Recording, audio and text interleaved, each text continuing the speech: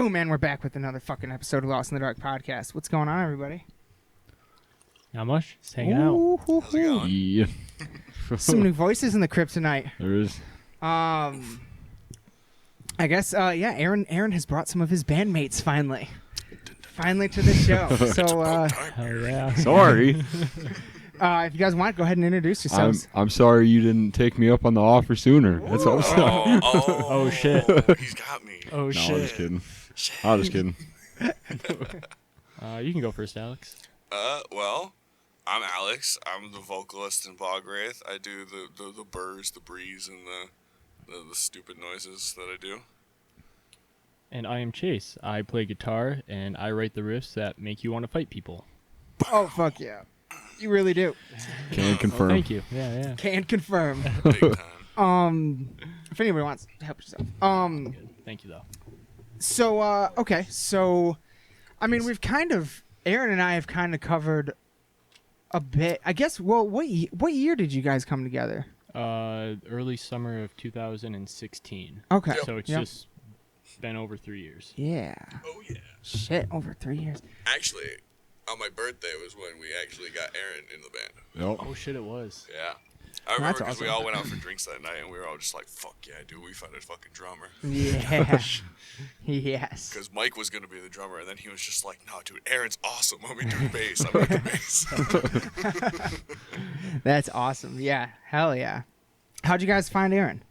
I don't think I know that story. I found Actually- you. Oh, Yeah, Honestly. I was fucking bouncing over at the tin can, like right next to the loft, and Aaron was hanging out, and I was like, dude, what's up, bro? Fucking, we've been working on these fucking tunes. I want you to fucking hear this shit.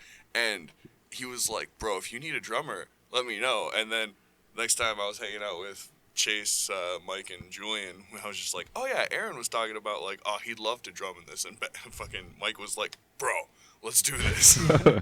Fuck yeah.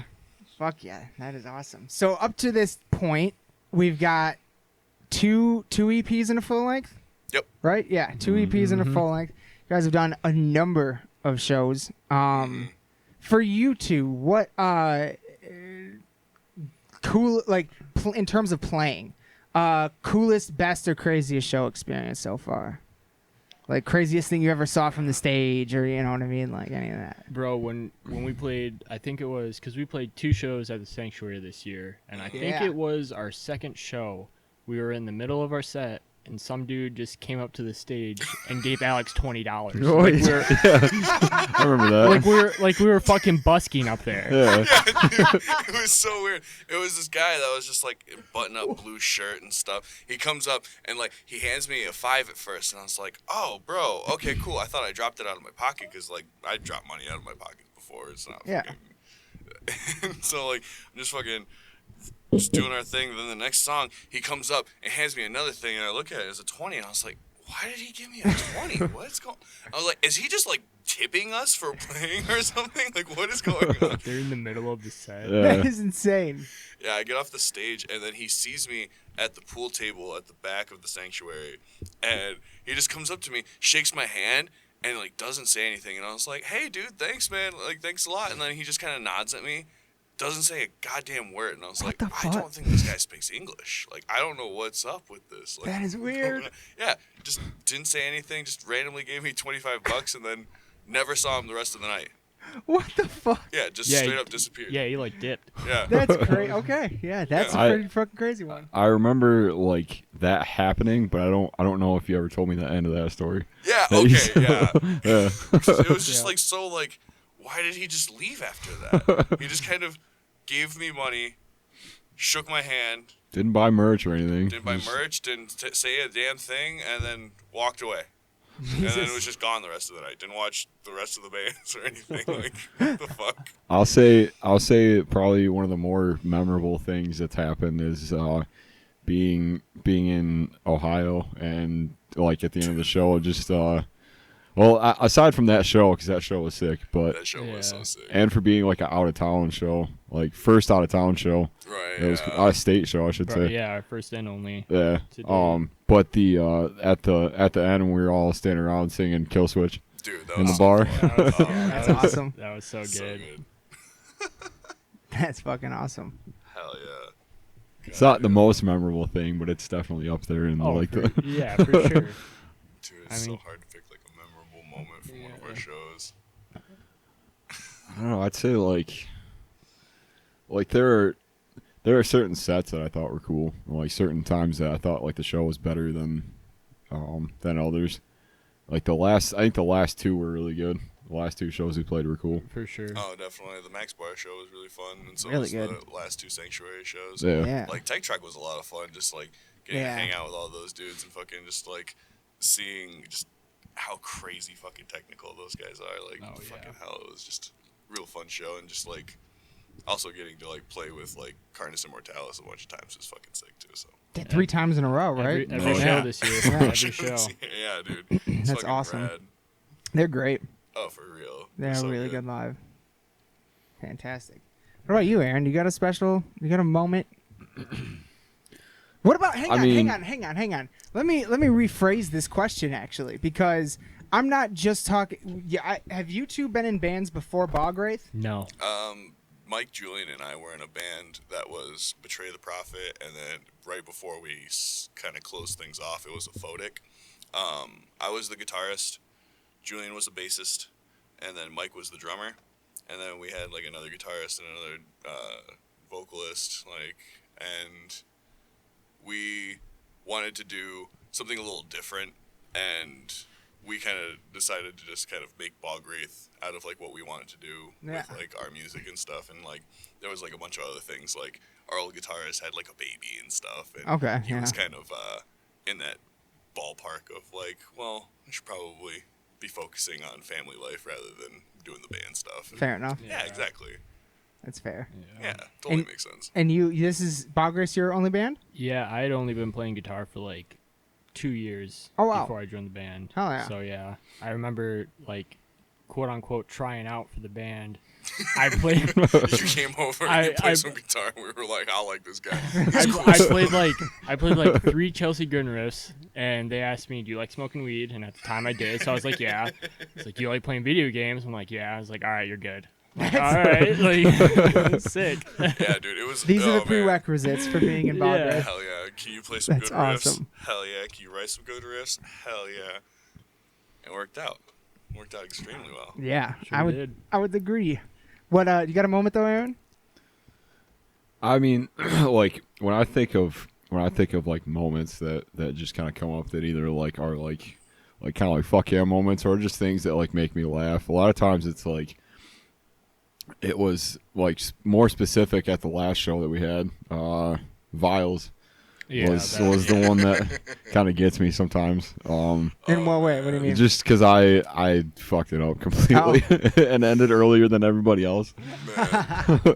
And it's just like, I don't know, it's stuff like that. It's kind of like flubbing through tub thumping at the at the fucking mess. Yeah. The only cover Bog Wraith has ever done or will ever do. Yep. At the throwdown. Yeah. Bro, that shit was so rough. Oh man, we picked a random song to do too. Tub thumping? Yeah, we covered tub thumping. I get knocked down. Oh but I my get God. Up again. Yeah, exactly. That's exactly. Like once you hear it, you're like, the fuck are you doing? Like why? That's what you picked. Well, because they like awesome. required a cover. Yeah. And we were just like, what's the most ridiculous song that people will just be like, why are they playing this? Okay. Yep. You got it. Yeah. Hell yeah. That's awesome. As far as like others though, I think a lot of the stuff that I remember is just like recording stuff. Okay. Bigger like studio stuff, like doing Meyer was really cool because it was like Meyer was so fun. yeah, it was like because it was the second one because like I don't know, Viscera was cool because it was like the first like, the first kind of like collective recording for everything, and then Meyer just felt comfortable to me, and then Omen was a whole other thing. So I think it was just kind of like just the recordings of those. I'd say were probably It's really what stands out to you personally. Fair enough. That's fair. That's sweet. I don't know. I tend to enjoy the recording process a lot more than. Well, I don't know. I guess it's probably mixed. I mean, because I enjoy like what goes into the all the recordings and stuff like that, but I also like, playing out live and seeing how things kind of, like what songs are the bigger kind of like pit starters and which ones are kind of like, maybe we shouldn't or like move it or whatever. Just kind of like, I don't know, just seeing like crowd response is always cool to me. What gets a reaction. Yeah, exactly. Seeing how things translate is so fucking important. Hell yeah. Okay, so how about Chase? Where's your musical background? How do you come into heavy metal? I think I've heard my first like heaviest song when I was in like 7th grade, and I remember it was a Silverstein song. I can't remember what song it was. It's gonna bother me. Which album? You remember what album it's off? Dude, it was like one of their Smashed first. into pieces Yes, it was smashed into pieces. Yes. That was the first song I heard with like screams on him. I was like, okay. And then it just progressed from there. I think the next I got into like Suicide Silence not Suicide Silence, Bring Me the Horizon when they released Suicide Season. Then I went back to Count Your Blessings, and then it just kind of went on from there. Whitechapel, Suicide Silence, Thy Art Is Murder. So you're much more like the deathcore. Yeah, so it was around 2000 like 10, 2011. Which would have been that like heyday for that. Yeah. Yep. The big bad way. So that's so what preceded 7th grade though? Like, were you into music at all, or? Not really. So I didn't really. Nah, I mean, I listened to it, but it was always stuff that everybody else. Yeah, it was like rap or whatever that was on the radio. Nothing ever caught your interest until that. Yep. Okay. And it was like I heard that I was like, yep, this is what I'm listening to now. Hell yeah. Hasn't really changed. That's very similar to me. Like I didn't have any passion for music at all until a certain point when I started hearing some heavier things, and my uncle, I got into it through my uncle, who started me with the older stuff. So like I at first got really into Sabbath, AC/DC, Iron Maiden, Judas Priest, Megadeth, pre-Black Album, Metallica, all that stuff, and I fucking ate that up like a motherfucker. And then I think the first band with gutturals that I ever really fell in love with was actually Cannibal. I think they were pretty much the first one. It was because of the Wretched Spawn cover. I bought that because I was like, this freaks me out, so I wonder what it's gonna make the guy at the counter do. And so I bought it, and I loved it. And then I found Lamb of God, and and then just honestly, not until just recently, hanging out so much with Aaron, did I get really into the deathcore. Like only honestly in the past year and a half did I buy like all the Mitch Lucker Suicide Silence, fucking all the Dahlia, all the Thy Art. Fucking love Thy Art. Like, oh my god, so good. Dude, their first EP. Oh. It's the most misogynistic shit ever. But it goes so hard, it hurts. The flows and shit just work. There's a response to that on their newest album. Actually, they write a song. What's the fucking name of it? I don't remember. Fuck, can't remember the name of it. But they literally wrote a song, like saying, we're sorry for calling everybody whores. Well, basically, yeah, in a sense, yeah. Fair. Like, stepping away. What was it? What? No, Atonement. Yeah, because that was it. Because that song had a double meaning. Is Atonement. The song is actually about, like, it has a bit of a story to it, but then on top of that, it's the band atoning for their earlier misogynistic lyrics, is what was said in an interview or something like that. Oh, I'm glad they parted ways with that guy, though. Like, he has some sick fucking vocals, though. Those eyes are just like those kind of shrieks that you're just like, that is a maniac. Yeah. That's pretty much what I thought instantly when I heard it the first time. I was like, dude, it's fucking, like, the fucking break when it's just like, fuck, what part is that? An Infinite Death, where it's just, enter the mind of a psycho. Yeah. Oh, dude, that shit fucking hits. Ugh. I loved that shit. The first time I heard it, when it like first came out, I was fucking baked as shit with my buddy, just like listening to it in my car. And then like we went back like 4 times just to fucking crank that shit. Listen to that one part. Yeah, we were just like, oh my god, dude, I'm so into this right now. That's like what's that? Bludgeon to Death. Oh yeah. Yeah. Yeah. I just remember hearing that the first time, and then like that old vocal break and stuff, and being like, rewind, play that again. Yeah. Hell yeah. So Alex, then what's your background in that? I guess really it started with like emo stuff. Like I was really big into like The Used and My Chemical Romance and stuff. And like my first favorite band ever was Linkin Park. So like I've always kind of been on like that like emo like borderline metal like New fandom. metal. Yeah, exactly. And then like I started listening to like more hardcore stuff, like the Hope Conspiracy, and like that's when like I really got into just like harsh vocals. That's just like a overall thing. Yeah. And then I heard Parkway Drive, Oh. and then I was like, fuck, There we go. this is cool as shit. What the fuck? And I was like, I gotta get into more of this fucking music, man. I gotta get even heavier. Like I gotta find the weird shit. And then like I found bands like Dr. Acula and Here Comes the Kraken and like all those fucking like MySpace like deathcore fucking era bands and stuff. I just looked for that shit constantly. I just had like gigabytes upon gigabytes of just random bands I found online because I was like, fuck yeah, dude, just like random deathcores everywhere right now. And like I just got into all that like weird shit. Like then like it just kind of got like into like the I'm gonna try to get like into like more weird stuff. Like I'm gonna just check that out and stuff. And like I don't know. Now I listen to just fucking like ignorant slam that's just like incoherent, or I listen to like what is almost disco music. Like there's just like no like real like in between on my music taste anymore. It's just kind of like I gotta listen to something that's like bubblegummy and shit, or just ignorant and gross. Don't know what it is. We were talking about the Seth MacFarlane. Oh, dude, yeah, dude. I listen to Seth MacFarlane singing shit all the fucking time. Oh, bro, that shit's so Like he doesn't have an album or anything, does he? Oh, he's got multiple. Oh, yeah. Are you serious? Multiple. And it's like a bunch of like repurposed songs like back in the old days of like the big band singers and stuff, how they would do like each he's other's got songs that and like Sinatra kind of vibe to him. He has the rights to Sinatra's music now because No. Frank Sinatra Really? music Jr. Yeah, because Frank Sinatra Jr. is dead, and like the estate was like, well, like you can just do the music, like that's like for, Yeah, because he was Frank really good. Sinatra Jr. was like the voice. He played himself on the show. If I Yeah, recall. like they were really good friends. Yeah. Wow. Yeah. I did not know. I didn't know he actually really. I knew he sang well because I've seen Family bro. Guy and stuff. You know what I mean? And You'd other be blown away by some of the fucking shit Dude, he he's- sings. yeah. too. Hell It's yeah. Really good. crazy. like he does have a legit voice. Like that's not. It's awesome. It's great. Super cool. You know who else has a good voice is Hugh Laurie. You know House.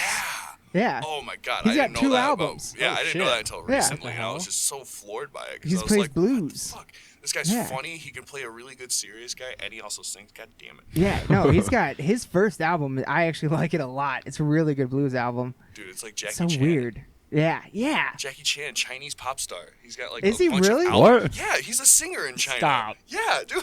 Bro. Look it up. He's got like albums and shit out What in China. the fuck? Yeah, it's just him singing in Chinese and stuff. It's, Holy yeah. shit. So is that what he's been doing like lately or I mean, he still makes movies and shit. Does he? Like, yeah. I haven't seen him in anything in forever. I was Yeah, actually like- just thinking about that the other day because I watched like Rush Hour a few months ago or something. I was like, this movie was fucking yeah. great. I love Jackie Chan. I plan to get a back piece of him ripping open the jaws of a wolf with his signature going across it. Oh on my the back. God. That's just been my Fuck idea yeah. ever since I was like 16 years old. I was like, I want that.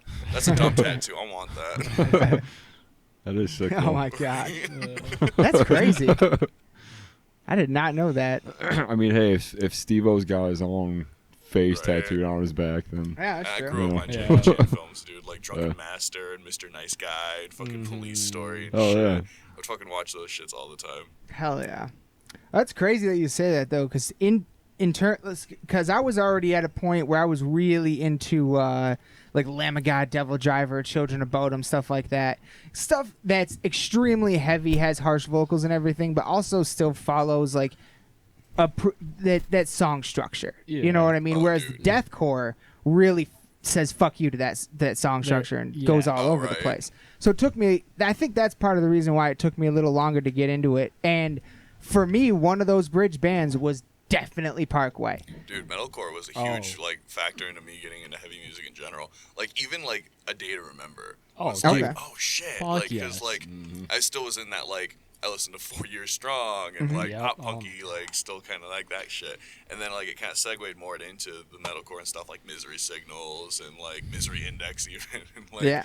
fucking just like I don't know like those like those stereotypical metalcore bands that just kind of ended up becoming like the legends of metalcore. Yeah. Shit. Yeah. It's just it's crazy to me though that how Parkway really is like a great bridge band because they really do like they're a little bit like the first time I remember the first time I heard them I was at buddy's house getting a little bit of weed off of him, and I'm sitting there and he's got that on the stereo. Now normally he listens to hard stuff with heavy breakdowns, but then like there'll be this brutal breakdown and then they'll cut into like almost come on, what's a good example? What was like like those whiny bands like Like Attack, where like it just like breaks into. Think of like something that was on the radio though. Who am I thinking of? A whiny band. On Same the time as radio. kind of like My Chemical Romance, but not quite. Like Siren the Escape, like Pierce the Veil, kind of. No, like Simple Plan. Simple It's that Plan. kind of shit. You know what I mean? man. Where it's like, and then where there'll be those Like Good bands though. Charlotte? Yes, that's the one I was thinking of. Yes, there'll be those bands that are just da-da-da-da, and then you know what I mean? Like they'll go from heavy as motherfuckers to like that whiny. I do not like that usually. Really don't. And depends. that's usually what my buddy would always listen to. And when this particular day I was over at his house, he's playing Parkway, and I'm like, I'm really getting into it. I'm liking it, but I'm just waiting for him to start singing.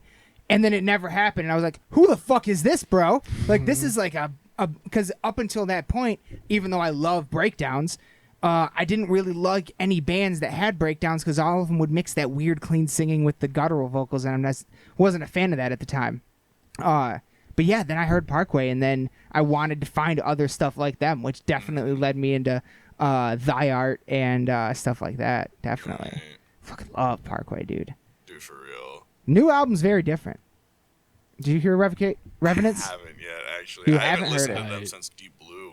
Yeah. Oh, well, listen to Atlas. Yeah? Atlas Yeah, is Atlas good. is good. Atlas shit. is real And, good. Yeah. I'm sleeping on some shit. In my personal opinion, you can stop after Atlas. It's, the new one's different. It's The new one's and different. it's I feel like their career is very similar to All That Remains, and we know what happened to All That Remains. Fair enough. yeah.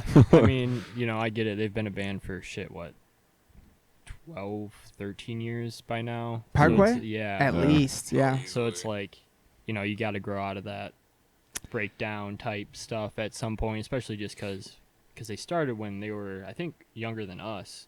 Mhm. So they're probably in their mid to late 30s or something Could like be. that, or Yeah. probably mid 30s. So it's just like, I can see why they're transitioning to, or have transitioned to the sound that they're doing right now. Like, it makes sense. It's like Bring Me the Horizon when people are like, they should go heavy again. It's Bro, like, I mean, no. they kind of had to do something with their sound. No. And I think they did it probably the best out of any band that's been around that long and that started with a deathcore album, basically. Mhm. Yeah, To they transition reinvented to- themselves Oh, so yeah. hard, it's Yeah, crazy. Yeah. to transition to full on like radio pop. And do it successfully. Oh, as what yeah. they did. Yeah, it's crazy. Because I mean, I haven't really listened to what the newest album is. Mm. I'm not sure. I can't remember what it's called. Ammo. But yeah, I Like, haven't. I've yeah. listened to like one or two songs, but That's the Spirit. I fucking love that album. That's a Like- cool one. Yeah. And I really love everything up into that. So Hell yeah. They're pretty different. I think there is something to say about the fact that they how they started out with everything, because I don't think that out of all the bigger like deathcore bands and stuff now that like anybody would have ever thought that they would have turned into quite the band that they are now. oh, dude, no. Like so. Fucking anybody heard that fucking first riff in Pray for Plagues, they were definitely not thinking Yeah. radio rock is Dude, no. Don't be afraid, Alex. Don't be afraid to swallow the microphone a little bit more. You can adjust this. This goes in and out too. Just I think. Oh yeah, that one. Yeah. This whole thing goes. You can pull it all the way out to you if you want. Also, sorry. No, go. I was just to say, I don't know what's up with that cord. It's all right. It might just be the mic or something. I don't know. I was just gonna say I wasn't really able to appreciate the newest Parkway for what it was or what it is until we saw them live. Dude, and right. then that kind of changed things a little bit because they're definitely more of like they've gone from like deathcore sound to, and like to me it was more like metalcore, I guess. Yeah, like, it I would definitely was say like the- a heavy metalcore kind of stuff. Yeah. But I'd I agree say with that. even more like now they're a little more like stadium metal, I guess, kind yeah. of. I feel that, like the triviums of the world and Yeah. whatnot. Yeah. They're in that I- weird like middle ground Hey. where like you're not like a small band, but you're also not like top headliner, I guess. So I don't know. I mean, fuck though. Like, the new album is it's still heavy. It's still really heavy. So if that's the new fucking stadium band sound, then Oh, holy dude. shit. Dude, that's gonna be That's like the true. new dad rock in the next That's- couple of years. yeah. Holy fuck though. That's Yeah. that means that it's all just getting, and now like we were just talking about it earlier, the fucking We Are Not Your Kind just became the first metal album to hit #1 in the UK in the last 15 years. Damn, it hit #1. It hit Oh, #1 in the shit. UK Fuck today. yeah. And Ireland too. 15 years. What was the That's last sick. album that did that then? Couldn't tell you. Don't know. 15 years ago. But that, I Well, mean, if I happened 15 years ago, that would have been a fucking huge album over there. 2004, I can't. Yeah. I have no 2000, early 90, late 99, 2000 area. What was it? I'm not gonna- UK? I'm not gonna pretend like I know. Yeah, a look lot that of up, bands, Aaron. so- Right. I'm just trying to kinda think of curious, like though, which Korn or Iron like, Maiden was coming out. Metallica Right. probably had something It coming might out. maybe Yeah. which chart was it? You said Is it Bill? the UK charts. Yeah. uh, Just look up like Slipknot #1 UK charts, and there should be article about whatever the last one was, maybe. Dude, Knotfest was so sick. I've never Oh my really God. like sat down and like listened to Slipknot before because like I never really was like too into like listening to Slipknot for some reason. And seeing them live was actually like one of those like holy shit moments. Yeah. Like yeah. so cool. Just like everything they like accumulate out of like their like image and sound and everything, it just works. Now, It's weird. are both of you from the Lansing area? Yep. Yeah, I was Originally? born in Lansing. Okay. Yeah. And so that means that you've lived here your whole life and never been to DTE until Not now? my whole life, but yeah. You haven't lived most of here my your whole life? No, I lived in Indiana for a few years. Oh, okay. Yeah. All right. Just just like 3 years or a little bit longer? Yeah, just about 3 years. What year? What? I was 2 to 5. Oh, okay. So you weren't even really in school yet. Nope. Okay. Okay. Didn't have to deal with any of that shit. Fair I get enough. to hang out at home all the time, and then out of nowhere, I was just like, "Oh, okay, we live in a different place now," and it didn't feel any different. Okay. 'Cause I Fair was a enough. little Well, kid. That's not bad. It's actually pretty good. But so yeah, so you just went. So you just saw Slipknot and went to Pine Knob for your first time. Yeah. How was that? Like, It was weird because, like I said, like a million times, that place is set up like a fucking theme park. Like, Yeah. I expected to, like, out of nowhere be like, oh, yeah, and here's the fucking, like, monorail little thing that goes around. Here's the Iron Dragon ride. Like, it just seemed like a theme park without the rides. It was so fucking weird. It was awesome. Until you said that, I didn't think about it that way, and I was like, Dude, like, all the mean, booths shit, and like- stuff are set up like it. Like, I was mean, expecting, like, yeah. to see, like, a ring toss game or something, Right? too. Like, some shit, man. it's yeah, that I love that venue. How'd you think of it as a venue? Oh, it was sick. It was Hell yeah. super cool because like they have like if you want to sit down and pay like a fuck ton extra, you can do that, or you can just go fucking chill out on the grass or up at the fucking standing bar. Mm-hmm. That works. That's cool. Yeah. Like, fuck And I yeah. mean I don't know. It's just whenever I go to certain venues, that one in particular, the Harpo's especially, those are big ones to me because I think about like the fucking. I can't even fathom all the shit that has been played on that stage. You know what I mean? Oh, like dude, for real. everyone you can think of. You know what I'm saying? It's fucking mind blowing. No, It's for real. mind blowing to me.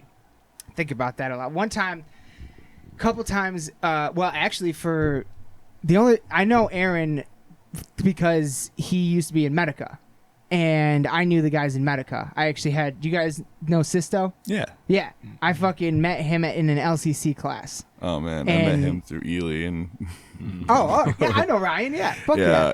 fucking Ely and I went to high school together. Oh, no so, like, shit. yeah. Oh hell yeah! All right, yeah, fucking love Ryan. Yeah, he's a but- great guy. Yeah, so I met him through them, and fuck, I forgot what I was telling the story. I think you were talking about the Devil Driver show at Harpo's. 'Cause we were talking about Jesus Christ. I didn't even say that yet. No, but I know Oh, where yeah, you're you going. were talking with about it. Harbos. damn. Yeah. But yeah, no. Before he was in the band, Medica opened for Devil Driver at Harpo's, and I was their fucking roadie guy, and they wanted me to film the show. So I got to go backstage. There isn't really a backstage, but I got to go backstage as a stairwell, and be on the side of the stage and film them. But there is this one thing back there where you go right up the first stairs to the right, and then you can go out onto the stage. Right when you go to the right, there's this, like, whenever you go into, like, an old Michigan building, there's, like, those big pieces of paper and, like, a shitty wood frame, you know? Oh, yeah. It's one of those with a whole bunch of pieces of paper on it with the list of everyone that's played there. Oh shit. And it was Iron Maiden, Ozzy, like Megadeth, Metallica, everyone, Dio, everyone you've ever heard of, and especially in metal. And yeah, that shit was mind blowing, dude. Like, that was so fucking. I was like, I wish I had that tape, but the guy, they kicked out the drummer and got Aaron. It was the drummer's camera that I filmed it on, so I never got to see the tape. Yeah. But yeah, some of these venues around here, man, just fucking.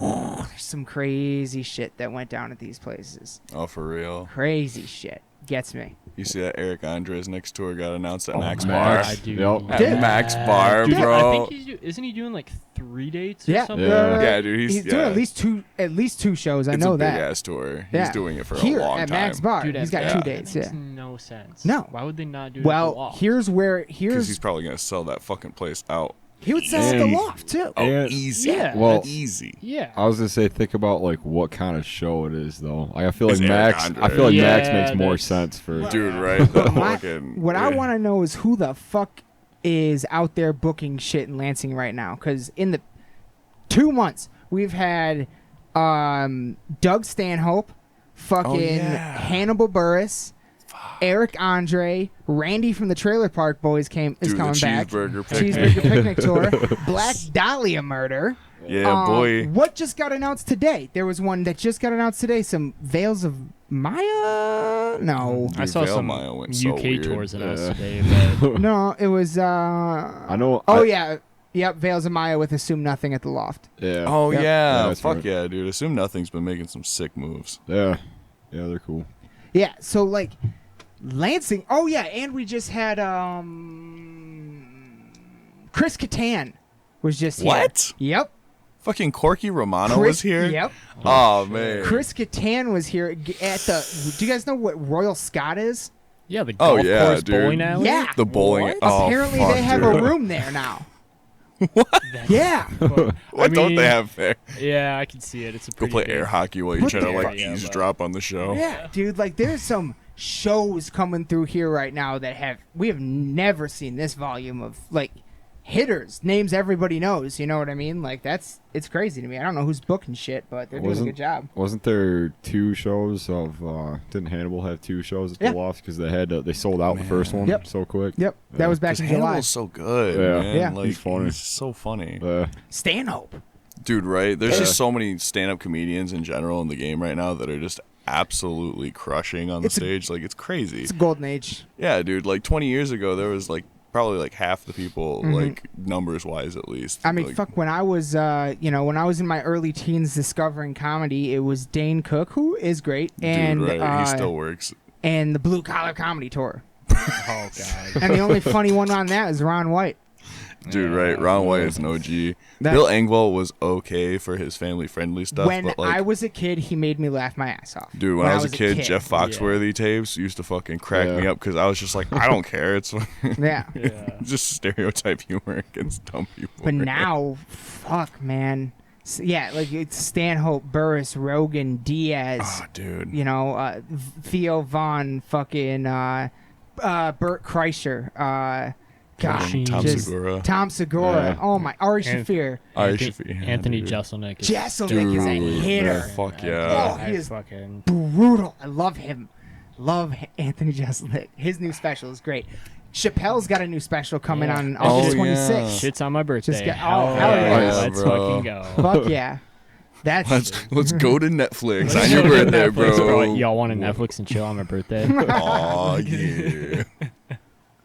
Yeah, it is a crazy time for comedy right now. I love it. Dude, for real. Especially because like a lot of these comics nowadays also have like the wherewithal to like be booking and like doing all of the stuff themselves. So like they're making all of the money back also. Yeah. Oh yeah. It's so crazy. Yeah. Like, Well, they're able to do that with things like podcasts now. You know what I mean? Like that really changed the fucking game, I think. oh yeah, they can be in Especially everybody's like household, like kind of like daily, day. Yeah, if exactly. they want. Yeah, and you know they can promote their dates and fuck it. Yeah, and like they, especially when they talk to each other, then all of a sudden they're learning more. You know what I mean? It's fucking, yeah, it is wild.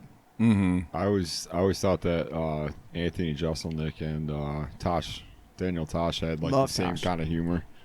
Yeah. Same kind of Yeah. energy. You know? Yeah. It's both that like brutal roast humor. Yeah. Yeah. Which is Yeah, why they're just trying to say the fucking mean shit. yeah. At first I wasn't a big fan of Jeselnik until like his like second stand-up special. I That was like, new this one is that he pretty put up funny. on Netflix was fucking amazing. Was it? Yeah. Oh Watch man, Yeah, it's so recent. funny. That Jeff Ross David Tell thing, bumping mics. I didn't see that. You didn't see That's that? Uh-uh. You gotta see that, dude. It is. I was in tears. I was laughing so fucking hard. That's a crazy pairing, Yeah, no, too. it's just those two, and they basically just like roast each other, do a little stand up, and then they like, bring people up on stage, like Oh, other dude. special guests like Gilbert Godfrey and Bob Saget, and you know, oh yeah. my god, it is hysterical. It's on Netflix, and I they love tore it. that. That's so cool. It is hysterical. Check out Bumping Mics. And actually, Jeff Ross has a great podcast called Thick Skin. And he just also did with Netflix a Historical roast, a roast series. That shit was Brilliant, so funny. dude. Jeff Brilliant. Ross has like such a specific kind of humor, and him funneling it into historical roasts Oh. is just so funny because like it doesn't need to be historically accurate. It just needs to be funny in the premise. Mm-hmm. And it is. It really is. He's got a real genuine. I like him a lot. He's just genuine as fuck. He's got a way. He's one of those people that if he's into something, him being into it gets me into it. Right. You Yeah. know what I he seems mean? just very genuine and real about things, and like he also seems like he knows like everybody knows that he's just joking around and like having fun at everybody else's expense. Yeah, because he's also seems like a really like sweet guy. Like for you know real, what I yeah. mean? Yeah. I feel like that's like a lot of those comics though. It's like just like Yeah. very genuine, sweet people. he's got a podcast called Thick Skin with Jeff Ross, and he does it with his cousin, and it's really good. Check that out. Hell yeah. Really good. It's Always on- need new podcasts. Oh yeah. So many. I listen to so many fucking podcasts now. I Hell stopped yeah. listening to Joe Rogan because he puts out so many of them that I'm like, I can't catch up with this shit, man. It's like, hard there's too sometimes. many. Yeah. Some of them get up to like 3-4 hours too, Yeah. and you're like, bro, I don't have this time to fucking spend listening to your podcast. Sometimes though, like you got to like. If it's a good enough guest, oh hell was- yeah, I I'm was about saying- it instantly. It depends on who's on it Yeah. for me. Oh, for real. I won't watch all of them, but if Yeah, there's somebody dude. on it that's like I don't watch the MMA ones just because Yeah. like that's I- not my wheelhouse. Yeah, Same. I'm just not into MMA. That's Yeah, all. I'm Like, way more into stand up. Like Yeah. that was like what I wanted to be as a little kid. Like I was like, I want to be a stand up comic. Like I'm that a- was like an idea for me. Like, no, you're halfway there. Yeah, I was literally just Right. about to say that. It's like, I just need to lose 4 Yeah. people and get funnier. yeah.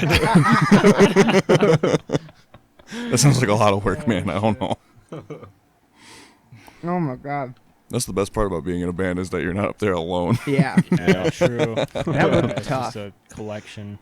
Yeah, dude, I fucking love it because it's just like, okay, cool. I'm here with a bunch of people that I like a lot. That's cool. That makes me feel a lot better already. Mm-hmm.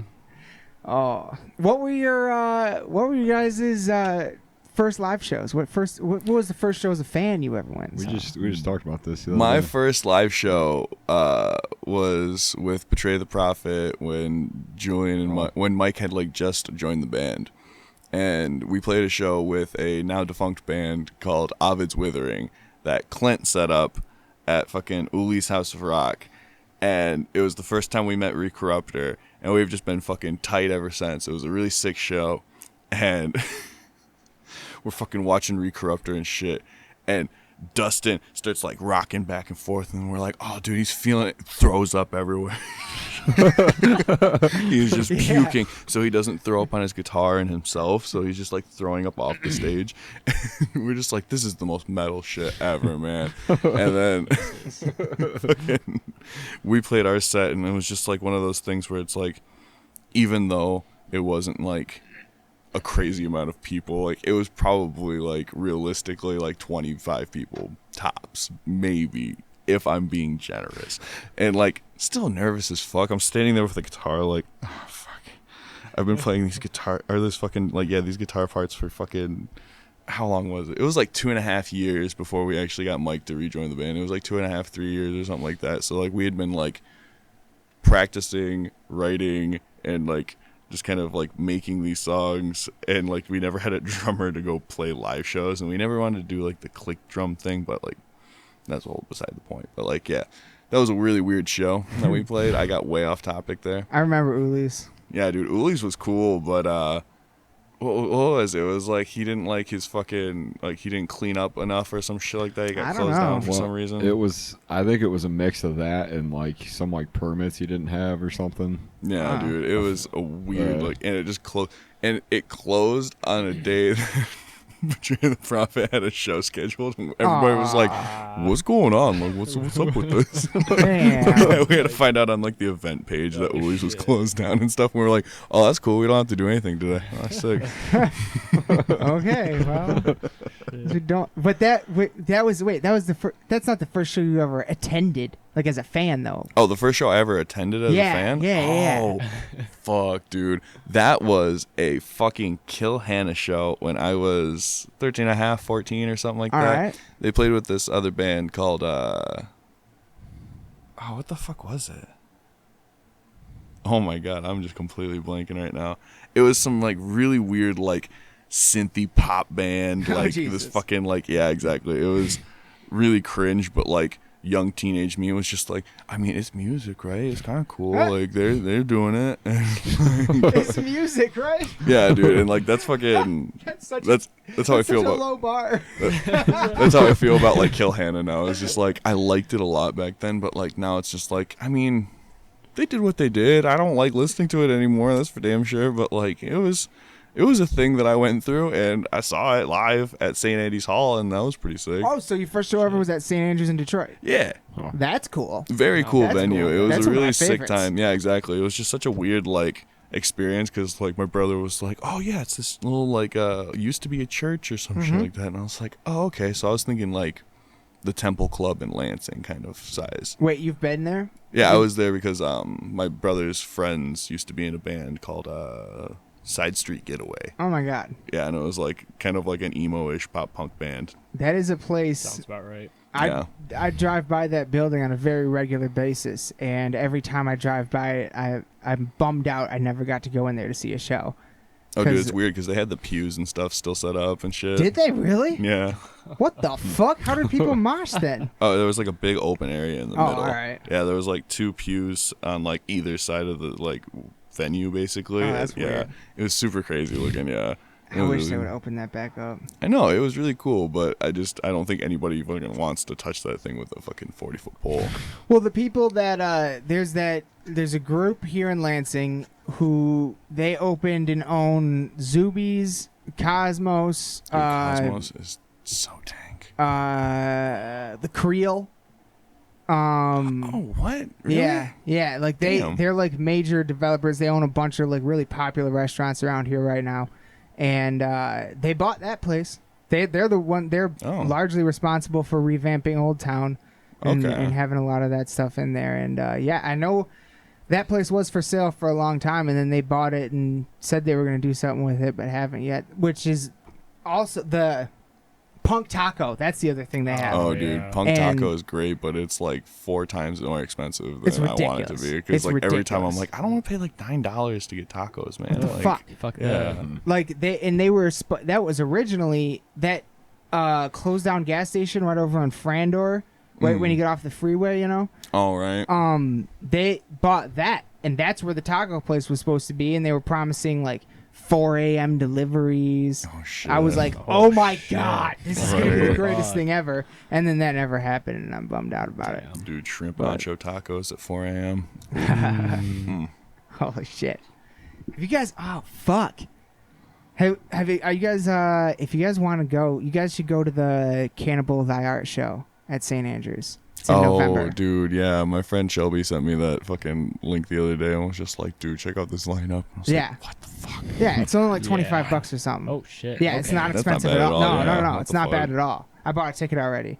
That thing's gonna if sell you out guys- too. I know it. Oh, for It- sure. it- Oh. Yeah. It will, but probably won't until, October or something. until it's you know what I grind mean? time, Yeah. yeah. You guys should get tickets to that, and then we'll all go together, and after that show, I'll take you guys to the greatest taco restaurant on the face of the earth. Armando's. Armando's Mexican Armando's. in Detroit. Mhm. Oh. Yeah. It is. Oh, my family has been going there for over 40 years. Oh, It is shit. fucking Dude, I need to the try more greatest. places in Damn. Detroit, honestly. Oh. Yeah. Detroit's got some of the craziest fucking food. man. I think the times I've been in Detroit for shows, I've been at like McDonald's because it's just Well, it's you just know. It's right bare and there. it's cheap. And Yeah. It's like, Yeah. all right, I guess I'll just get some fucking McDonald's. Just Right. get the most buttery slice of Jets pizza ever. Oh, Yeah. dude, that Sanctuary. shit was Yeah. rough to eat. It was fucking delicious. Oh, it tasted great, I but needed about a whole did roll not. of fucking paper towel. Do you guys know Jets is a Michigan company? yeah, Yeah. dude. Did you know like 5 different chains are like Pizza chains. Yeah, dude. I just Pizza learned chains. this. Yeah, are like Michigan solely based. Yeah, like What else? Domino's and Okay, I Little knew Domino's, Caesars. Little Caesars. Jets, Fucking Jets. Hungry Howie's. Yeah, Howie's. Happies. I knew Happy- Happy's. I didn't I know think Hungry Happy's- Howie's was. Well, I didn't know Yeah. Happy's Pizza. Yeah. I thought Happy's Pizza was just kind of like one of those like smaller time ones. Independent type deal. Yeah. Well, it's Michigan based though. Oh, Started gotcha. here. Fair.